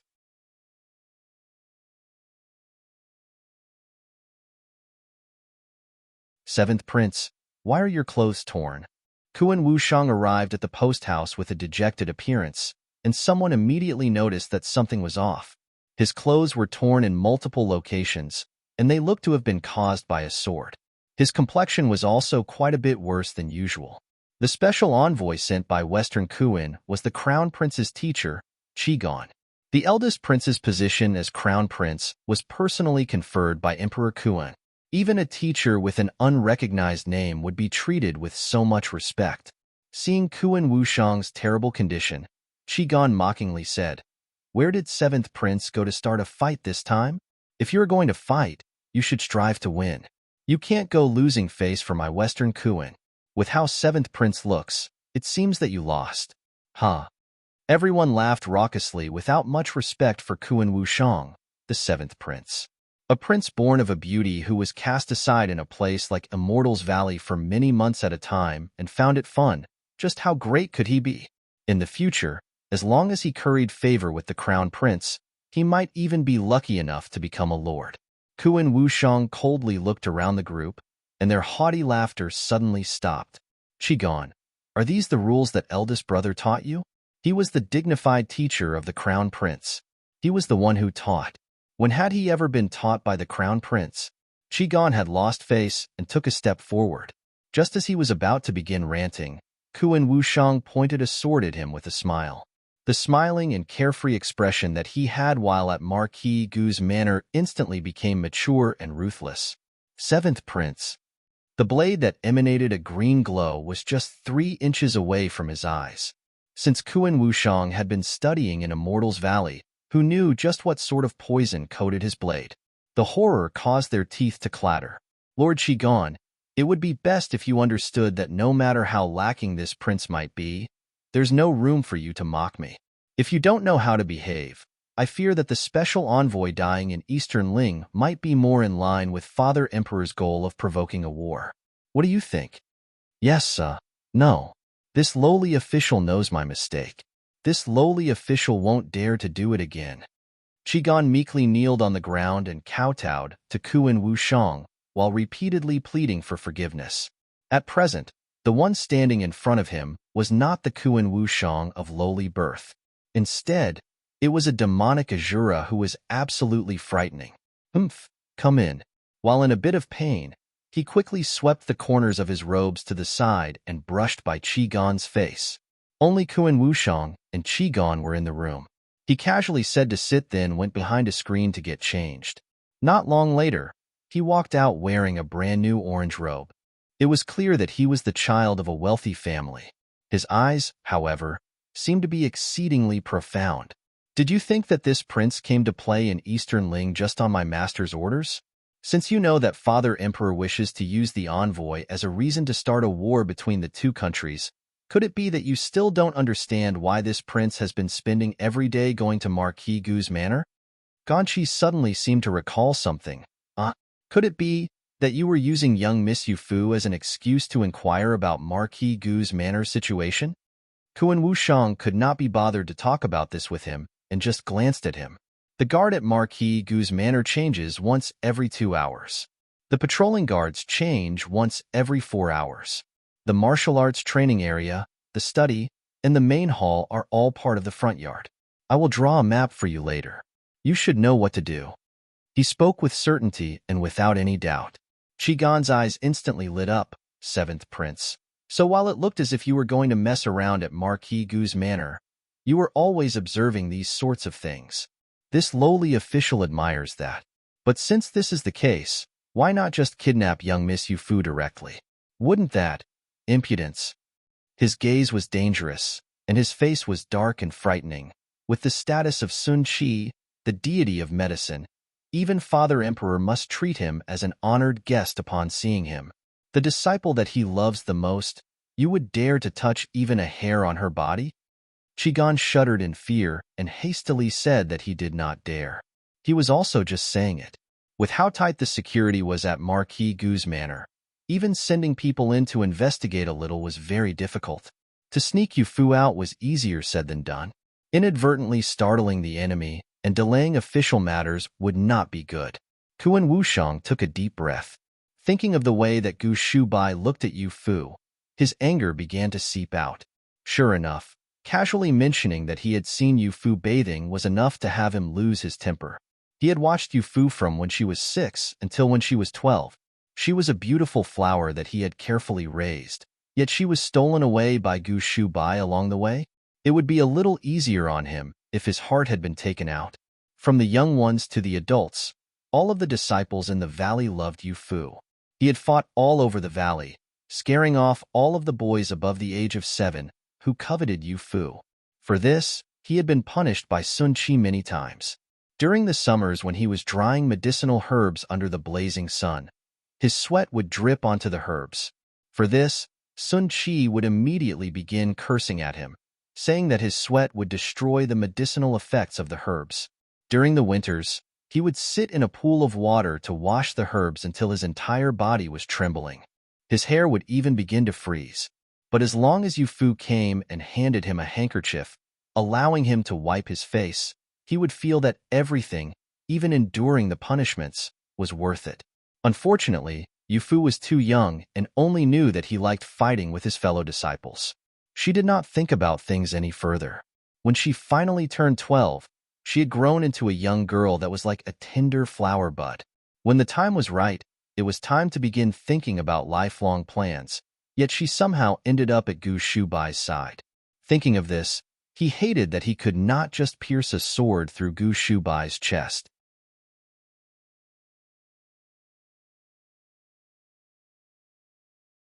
When Gu Huaijiang returned to the manor at night, he naturally heard about what happened during the day. Shubai, you are the eldest brother and the most stable of my children. Father has always felt very at ease. Starting a fight today with Kuan Wushang was not something that should have been done. The relationship between Marquis Gu's manor and Western Kuan was already rather sensitive. With the two of them fighting, it was inevitable that someone with their own motives would make something out of this. Gu Shubai cupped his hands. Father, it is true that Sun was rash at that time, but it could not be considered as going as far as exchanging blows with swords. And why is that? It was just checking to see the truth of Kuan Wushang's intentions, Gu Shubai said. From the moment that Kuan Wushang entered Eastern Ling, each and every little thing about him has felt off. He was not on the list of special envoys sent by Western Kuan, yet he appeared right when we needed gelsemium flowers. He clearly knew why we did not like it when he comes to Marquis Gu's manor. Yet if he truly was, as he said, doing it for Yu Fu's sake, he would not repeatedly try to break in. If Marquis Gu's manor ended up being dreaded by His Majesty, not only would it implicate Yu Fu, but it would also make her unhappy. Gu Huaijiang thought for a bit, then nodded. I sent someone to investigate him. His mother in Western Kuan's imperial harem is not favored, and her position is even worse. As a result, Emperor Kuan also does not show him any favor. That is why he sent him off to Immortal's Valley before he became of age. If he really was completely heartless, it might be that he could not survive until the age of 15. That's right. During the struggle for the position of Crown Prince 2 years earlier, one prince died and 2 were exiled. Aside from the Crown Prince, Kuren Junyue, Kuren Wushang's ending can be considered the best. I want to know if he's really lucky, or if he's just hiding his tracks. Gu Huaijiang went from angry to smiling. Then your exchange with him. What did you see? I pretended to lose my composure in anger and attacked at his vital points. He too pretended to be forced to fight back, as he attacked at my vital points. If I was holding back 30%, he was holding back 70%. Gu Shubai was holding back to test him, but why was Kuan Wushang holding back? Unless it was to hide his true strength. He had observed the reactions of the eldest prince and the others, and nobody suspected anything. Even when he asked Gu Jiuge did not see that Kuren Wushang was hiding anything. In Marquis Gu's manor, his martial arts ability was second only to Gu Huaijiang and Gu Shubai. If even he could not tell, it was difficult to tell just how skilled Kuan Wushang truly was. Father has always remained patient, yet I am still feared. It's fortunate that you are here. Otherwise, we would all have lowered our guards against Kuan Wushang. Ignoring his status as Yu Fu's older junior disciple, he was still a prince of Western Kuan. Inside the study, the candlelight flickered. The neatly arranged books on military strategy were old and had a certain charm to them. A sudden idea came to Gu Shubai. Father, if I was Kuan Wushang, do you know who I would want to see the most? A day later, the second prince sent someone to send a few boxes of bath beans. They were all placed in boxes made of jade with gold trim. Yu Fu opened them one at a time to smell. There were some that smelled of wild grass and some that smelled of wildflowers. Lianzhu, Lianbai, and the others really liked them. If you guys like them, I'll give them to you. I'll just use the ones given my master." They hastily said that they did not dare. "Young miss, these are nice things given to you by the second prince. If you don't like them, just put them away. If we servants used them, we would be breaking the rules." She had forgotten that Eastern Ling had so many weird rules. Apparently, they had all been created by that old Confucius. She had an idea. "Then just send them to Madame Sue and Sister Sue. If you guys can't use them, they should be able to use them, right?" "Yes, this servant will send them to Lotus Courtyard immediately." Lien Bai tidily packed all of the boxes on a red sandalwood platter and covered it with a red cloth. After she left, Yao Lan curiously said, "Young miss, why did you not want the bath beans sent by the second prince?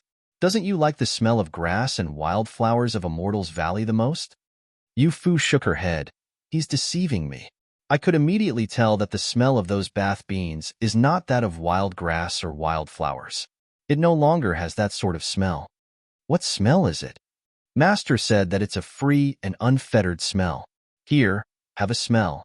Yu Fu brought her hand close to Yao Lan's nose. Before going to bed the previous night, she had bathed using those bath beans. Right now, her hand had that fragrance. Yao Lan took a whiff and joyously said, "With young miss having said it, it does seem to smell a little different. It really is the master of the valley who loves young miss the most, having the seventh prince come to take care of young miss. It's a pity that he came too late. There's no longer anyone in the manor who bullies young miss." As Yao Lan said this, she looked a little hesitant to believe it.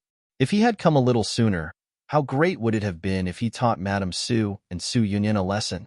Madame Sue's nobility could not compare with the nobility of a prince, right?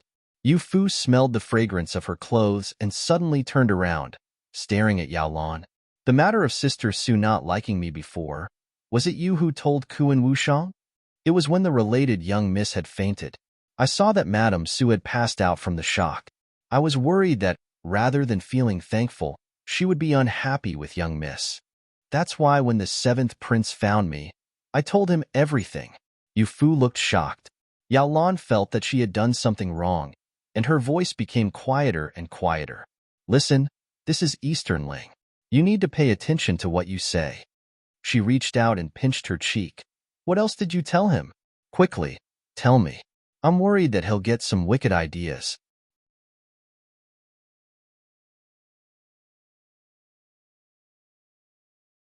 The bath beans sent by Yu Fu had a unique smell, and both Madame Su and Su Yunyan really liked them.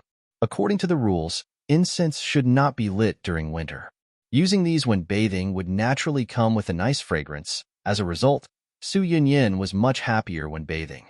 She thought of going to the western wing to give her thanks. Entering through the gates, she heard the sounds of Gu Xiang and Gui arguing. "That's no good. If it's fine for eldest brother to carry you, I also want to hug you." "That's right. Little Yu Fu, you can't be so unfair." Everyone was the same. Why should Gu Shubai be the only one allowed to carry her so openly, while they could not even hug her while in private? Yu Fu was a little embarrassed, dodging left and right while holding Pangjiu. Thinking that everyone was playing some fun game, Pangjiu happily began to bark in her embrace. "Then fine, you can only hug me for a moment." The young girl had already begun to notice the differences between boys and girls and had entered a period of uncertainty. Though Gu Xiang and Gui were older than her, there were certain things that they were worse at than Yu Fu. Hearing Yu Fu say that they could hug her, the two began to fight amongst themselves. "Me first. Yu Fu and I get along the best." "Nonsense. I am the older brother. I get to go first." "An older brother who was born an hour earlier. I refuse to acknowledge it." The two fought endlessly. To the side, Lien Bai, Lien Zhu, and the others watched on while laughing, thinking to themselves that the fifth young sir and sixth young sir were both still children at heart. Su Yunyan listened from outside the room and became so angry that her face turned bright red. "If they like hugging little girls so much, why is it that they never wanted to hug me when I was little? Bastard sickly sprout, do you really like Yu Fu that much?" She spoke to herself, as her eyes began to turn a little red. When they were young, Gui was not very healthy. While Gu Xiang climbed trees to pick persimmons, Gui would eagerly wait on the ground. When he grew anxious from waiting, He would also try to climb the tree. Unfortunately, he did not have the strength to do it. The other children in the extended Gu family would bully him for his poor health. Below the tree, they would gather around and yell about his sickly appearance. It was fortunate that Su Yunyin was nearby, as she rushed forward and chased the other children off. As long as they were sons of the Gu family, nearly none dared to bully the girls. They knew just how much the adults of the Gu family doted on their daughters. At first, she thought that Gui would be thankful, but who knew that he would laugh and call Su Yunyin a tomboy for scaring the other children off. Su Yunyin was absolutely furious and also began to call him sickly. Like this, the two started arguing under that tree. Sickly sprout, tomboy.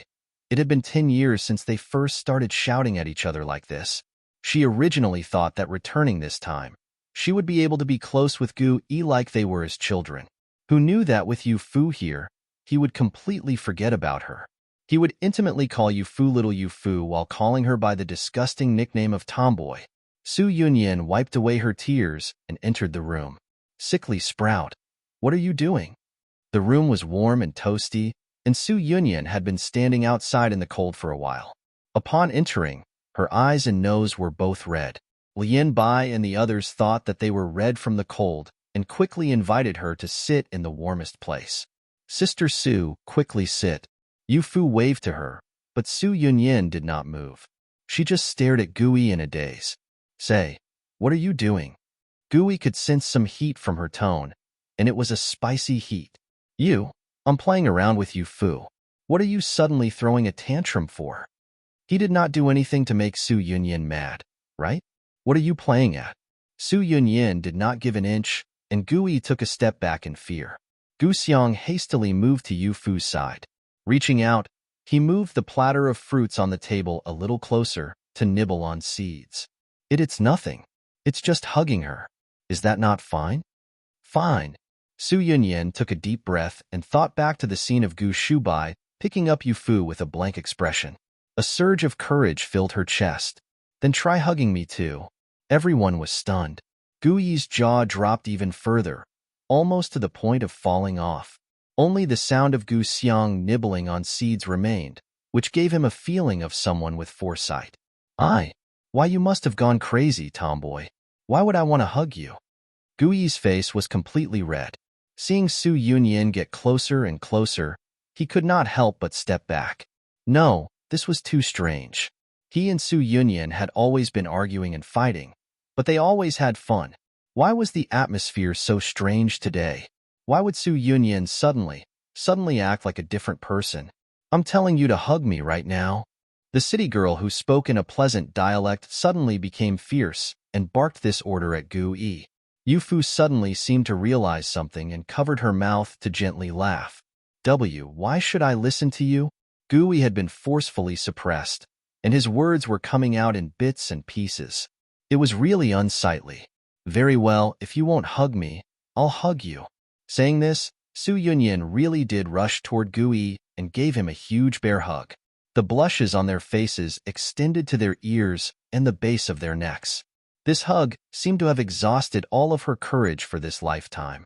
The maidservants exchanged looks, as they never thought that a day would come when the related young miss and the sixth young sir, who usually fought the most, would blush so fiercely while hugging. It was truly too hard to believe. Yu Fu tugged at Gu Xiang's sleeve, and he turned around. Picking up a handful of seeds, he quietly snuck out of the room with Yu Fu. The maidservants copied this and followed them out, leaving only Su Yunyin and Gu Yi in the room. Crack, crack. In this dead silence, the sound of Gu Xiang eating seeds was exceptionally noticeable.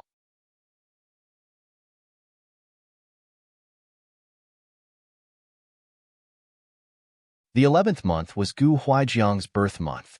Unlike previous years, the manor was currently planning a big party. Not only had he himself invited a number of officials from court and their families, but he had also given the remaining invitations to the various courtyards of the manor, allowing the children to invite their friends. Lotus Courtyard also received quite a few invitations. Madame Su previously had many friends in the capital. Now, they had become venerated members of various manors in the capital and spent their days leisurely playing with their grandchildren. While filling out the invitations, she suddenly let out a sigh. Mother, what's wrong? Su Yunyin was thinking about her good friends in the capital when she suddenly heard Madame Su sigh and thought that something had gone wrong. For example, an old friend no longer being around.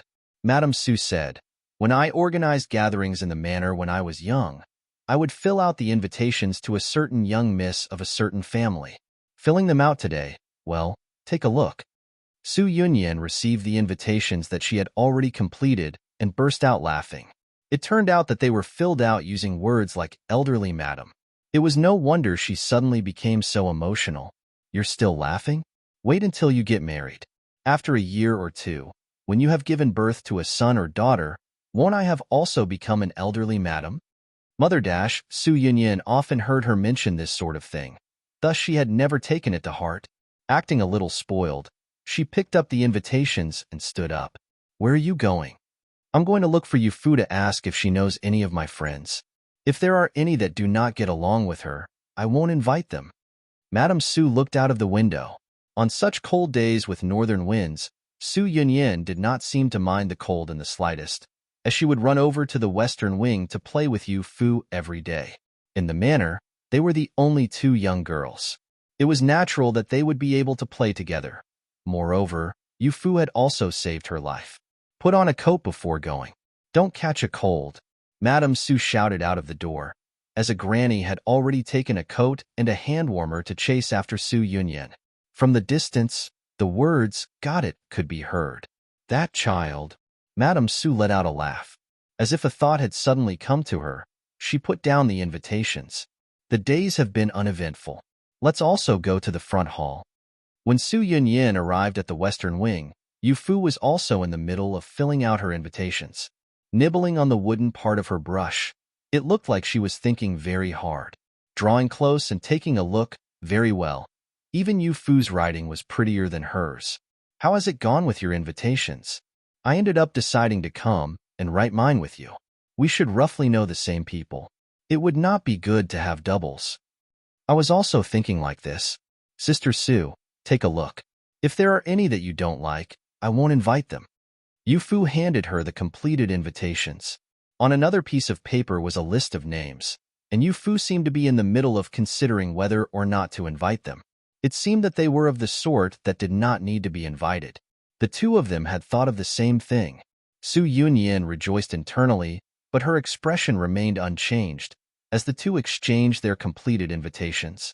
The two of them worked together, writing and discussing things. Somehow, they ended up on the topic of young Miss Liu of Minister Li's family. You've had some problems with Liu Rui? Su Yunyin heard this and immediately became spirited. That Liu Rui spends all day putting on airs. Who doesn't know that her father is a miserly old thing who is reluctant to let her wear expensive fabrics? She just goes around telling everyone that she likes wearing linen silk and how linen silk feels the most comfortable. In truth, it's just that she's unable to wear anything else. The cloud-patterned brocade made in Jinling is something that even I am hesitant to wear. There was this one time that I brought along some handkerchiefs made of the cloud-patterned brocade to give to everyone. Do you know what she said? She said that this was stingy. Was I so reluctant to give everyone clothes made of cloud-patterned brocade? I immediately rebutted by saying, you, young Miss Liu, only wear linen silk. Who would dare to gift you clothes made of cloud-patterned brocade? She was so angry that her nostrils flared up to the heavens. Ha ha ha. Yufu shared a common enemy with her. That's right. During the Mid-Autumn Festival's imperial banquet, she destroyed His Majesty's green chrysanthemums, and His Majesty forbade her from ever entering the imperial palace again. I heard that she is currently anxious about trying to find a family to marry into. Joy, what a true joy. Right, Yufu? Don't you really like eldest cousin? Not the like that a younger sister has for an older brother? They were talking about Liu Rui, so why did she change the topic to her? Yufu lowered her head in embarrassment. After thinking for a bit, she raised her head and said, Then does Sister Su also really like sixth brother, and not in the way that a sister likes a brother? Very well, Yufu had learned some bad things, actually using this to attack. Su Yunyin's face was bright red from embarrassment. She was actually slightly redder than Yufu. Gu Shubai entered through the door. and the two girls turned to look at him, their faces red. This gave him quite the fright. What are you guys chatting about? Why are both of your faces red? Glancing over at the table, there were neat stacks of invitations in red envelopes with bronze gilding. There was one pile that had been completed and one that had not yet been completed. Nothing.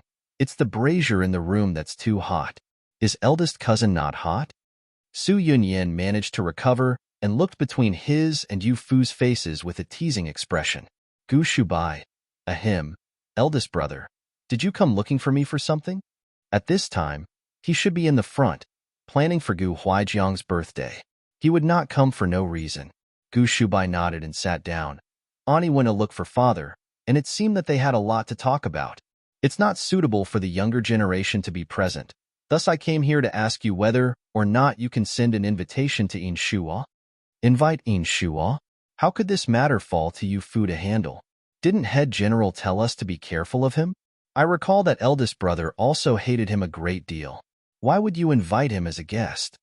Gu Shubai smiled, his eyes shining, as he reflexively patted Yu Fu's head. It's because I don't like him that I want you to invite him.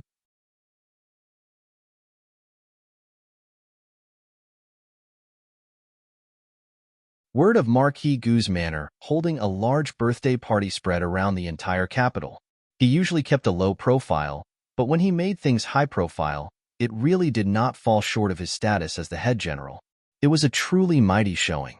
Hearing that there were maidservants and grannies who had sent invitations to the prime minister's manor, and that the one invited was Shua, the people were even more intrigued. The only one in Marquis Gu's manor to make use of maidservants was young Miss Yu Fu.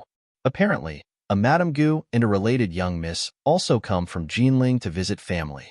Naturally, it was impossible for Madame Gu to invite someone from the younger generation, thus a question arose. Which young miss had invited Shua? Nothing could be seen from the outside of the double-sided invitation. However, it contained writing that could only have come from a girl. Mixed with its beauty was a bit of a free and floaty feeling. Only a girl raised in a mortal's valley could have writing like this, right? He could not stop the corners of his lips from slightly curling up into a faint smile. However, it was not at all like the fake smile that he usually had. This one looked particularly joyful. When Yin Jiyao walked into the room, this was the scene that she saw. This eldest brother of hers was putting on a rarely seen earnest smile. He finally seemed to have a bit of a human quality. He was no longer like a golden sculpture with his fake and wooden smile, yet there were still countless devotees who came to prostrate before him. Eldest brother, what are you smiling at? His smile instantly disappeared from his face as he looked toward Yin Jiyao, who had just entered the room. The older you get, the less proper you become. Who let you into the study without even knocking? Yin Jiyao's face became a little paler. I'm sorry. I forgot. It was father who told me to come, saying that eldest brother and I would be going to Marquis Gu's birthday banquet. Hearing Yin Yan's name brought up, his difficult-to-read face became apathetic once more. Yin Jiyao cautiously stepped forward and glanced at the invitation, and a thought immediately came to mind. It's young Miss Yu Fu from Marquis Gu's manor? Yin Shua expressionlessly placed it inside his sleeve with great reverence. What does father want you to go and do? Everyone understood the goal very well, and Yin Jiyao knew that he was asking about the method. Father's intentions, Gu Jiugu. Father really knows how to pick them. Of the 6 young sirs in Marquis Gu's manor, aside from Gu Shubai, Gu Jiugu had the most responsibilities. But he was also the one surrounded by the most women. You need to be careful. Gu Jiugu is not as easy to get near as it may seem. He just happened to be born with some attractive eyes. That's all. Yin Jiyao usually trusted him greatly, but this time, she did not pay it much mind. But I heard that Gu Jiugu has all sorts of girls gathered around him. There are girls from noble and wealthy families, and there are all manners of performers. If I can't even compare with those girls, how could I be worthy as a daughter of the Yin family? Her tone carried a hint of delight, and Yin Shua could not help but look her over. In all fairness, among all of the daughters of noble and wealthy families in the capital, Yin Jiyao's beauty and talents could be considered first class. Yin Yin very rarely let her go out, except in cases of necessity, when he would send her out like bait. In Jiao had never let them down, not disappointing the efforts that In Yin had put into cultivating her from childhood. He suddenly smiled and shook his head. Just be a little more careful. In Shua very rarely smiled at her, and it was even rarer for him to say this sort of thing to her. Thus In Jiao's smile blossomed. Then I'll be going back to get ready first. I won't be disturbing eldest brother. She fluttered out like a pretty butterfly, her snow-white sleeves whirling and revealing a bit of joy. In Shua looked at her parting figure, and the faint hint of warmth in his eyes dimmed. In the end, they became even colder than ash. Gu Shubai inviting this prince definitely has some bad intentions.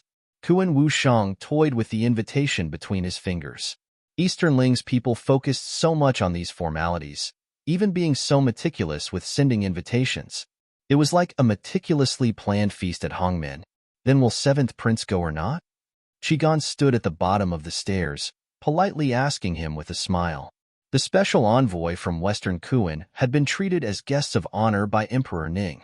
However, they did not receive a single invitation.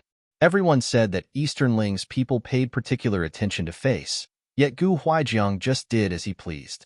He had invited just about everyone in the capital, yet he had not invited them. It was truly infuriating. If Kuan Wushang did not go, they might be able to take this invitation and use it. Who said that this prince won't go? He let out a cold snort and sat up straight. Marquis Gu's manner said that Gu Shubai was specifically instructed to send this invitation because of the fight. If I don't go, what excuse can I use to go to Marquis Gu's manor in the future? They had only just begun getting close to the extremely secure Marquis Gu's manor, so how could they give that up so easily? Qigong opened his mouth, but Kuan Wushang irritatedly squinted his eyes at him. With this prince going, what is there for you to feel uneasy about? With you guys also going, it would be a pain. Just obediently stay at the post house. After saying this, he hopped up from his seat and strolled out. Outside, a whistling wind blew, and the weather could not be considered good. Who knew what the weather would be like on Gu Huijiang's birthday? Kuan Wushang held the invitation and took a couple of looks at the dim sunlight with squinted eyes, the golden light continuously changing colors. Opening to the inner contents, it was a man's writing. Each stroke was precise, and it was perfect to the point that no flaws could be found. If writing could describe a person, he dared to be certain that this had been written by Gu Shubai. If this invitation had been written by Yufu herself, how great would that have been? The corners of his mouth curled up, revealing a mouth of white teeth. Who cares? Either way, going will allow me to see Yufu. Ha ha ha. Tian. The title is a reference to a banquet held with the intention of assassinating a guest. In the original case, it was Xiang Yu hosting a banquet at Hongmen to kill Liu Bang.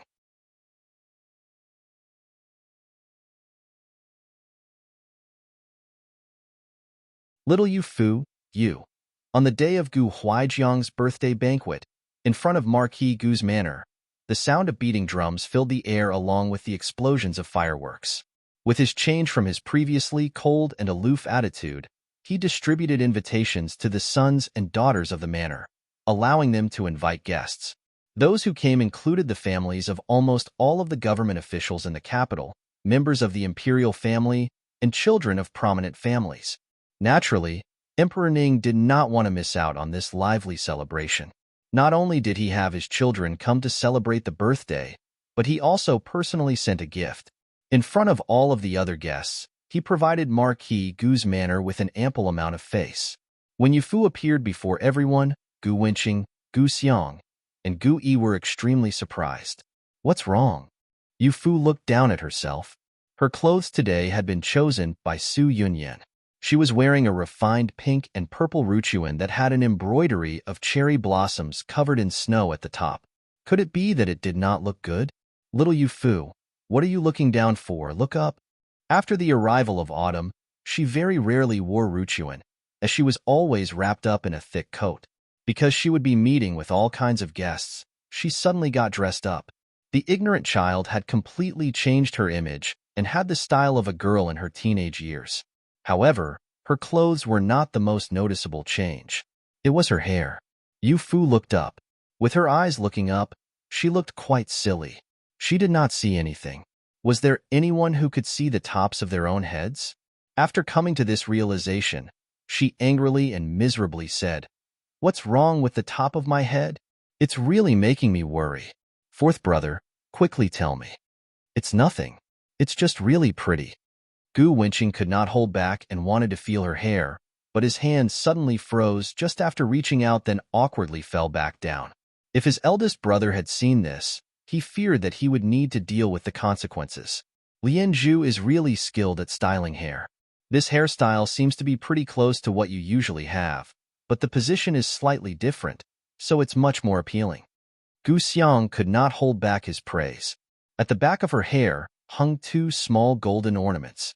The way that it swayed with each step added to her grace. How can the credit go to Lian Zhu? It's because little Yufu is beautiful that any hairstyle would look good. Gui casually touched the hair ornament. The dangling tassels were covered in gems, and they were cold to the touch. So interesting. Really? If you dare, say that in front of Yin. Gu Xiang teased him while removing his hand from Yufu's head to prevent him from being too careless. Gui's ears instantly turned red. It really would be his twin brother. Ever since Su Yunyan had hugged him in the Western Wing, Gu Xiang would use her to make fun of him. He had truly had enough of it and shouted with a bright red face, "Even in front of that tomboy, I would say the same." "What would you say in front of me?" Su Yunyan came up from behind. Seeing Yufu, her eyes instantly lit up as she spun her around once. "My eyes are quite good, right? These clothes suit you too well." The purple has a divine and lofty feeling that normal people couldn't possibly be fit to wear. Not only did she reach out to feel the ornament hanging from Yufu's hair, but she also felt the gems on the tassels. These were very fitting for the description of divine and lofty. It was no wonder that she saw Gu Yi and the others circle around Yufu to look at her. After she became of age in another 2 years, she would become the envy of every girl in the capital. Divine? Gui had not reached the age of considering clothes and makeup. Hearing Su Yunyan mention it, he felt that it was quite reasonable. If you say it like that, it really is true. Yufu wearing these clothes really is like a goddess from the heavens. You really do know quite a bit. It's not that I know a lot. It's that a certain someone is so dumb that they don't know anything. Su Yunyan rolled her eyes at him. This great fool, he really did not understand anything. She, a girl, had already taken the initiative to hug him, yet he still did not understand anything. Could it be that he really did not like her? Based on a girl's sensitivity and restraint, she was now reluctant to mess around with Gu Yi. If not for Gu Huijiang's birthday banquet, she did not even want to see Gu Yi. Having been suddenly called stupid, Gu Yi felt a little lost and scratched his head in confusion. Gu Winching and Gu Xiang exchanged a look and smiled. Su Yunyan's insult was not wrong. He did indeed not understand anything. The guests must have already arrived in the front. "What are you guys still standing here for?" It was a deep and sonorous voice. As they heard Gu Shubai's voice come from behind, they subconsciously turned their heads to look at him. He, Gu Jiugu, and Gu Hanemo arrived together. The 3 tall and handsome young men stood together, and any move that they made created a beautiful scene. Gu Shubai was at the center of that scene, and he was a most eye-catching existence. Gui suddenly shouted, "Eldest brother is also wearing purple." Based on what Su Yunyan had said, those who could wear purple had a certain divinity. If Yufu was a little goddess, Gu Shubai was a banished immortal, one that fell into the mortal realm that possessed great fortune. Not only was he extremely good-looking, but he was also unmatched in civil and military skills. It was to such a degree that could only be accomplished by someone divine. Also, Gu Shubai slightly raised an eyebrow. Upon seeing Yufu's purple skirt, the corners of his lips revealed a smile. So this was what also meant. Eldest cousin wearing purple also looks very good. Su Yunyan was always reminding herself that there must be not expectations from a friend's partner. She must maintain a certain distance from the man that Yufu liked.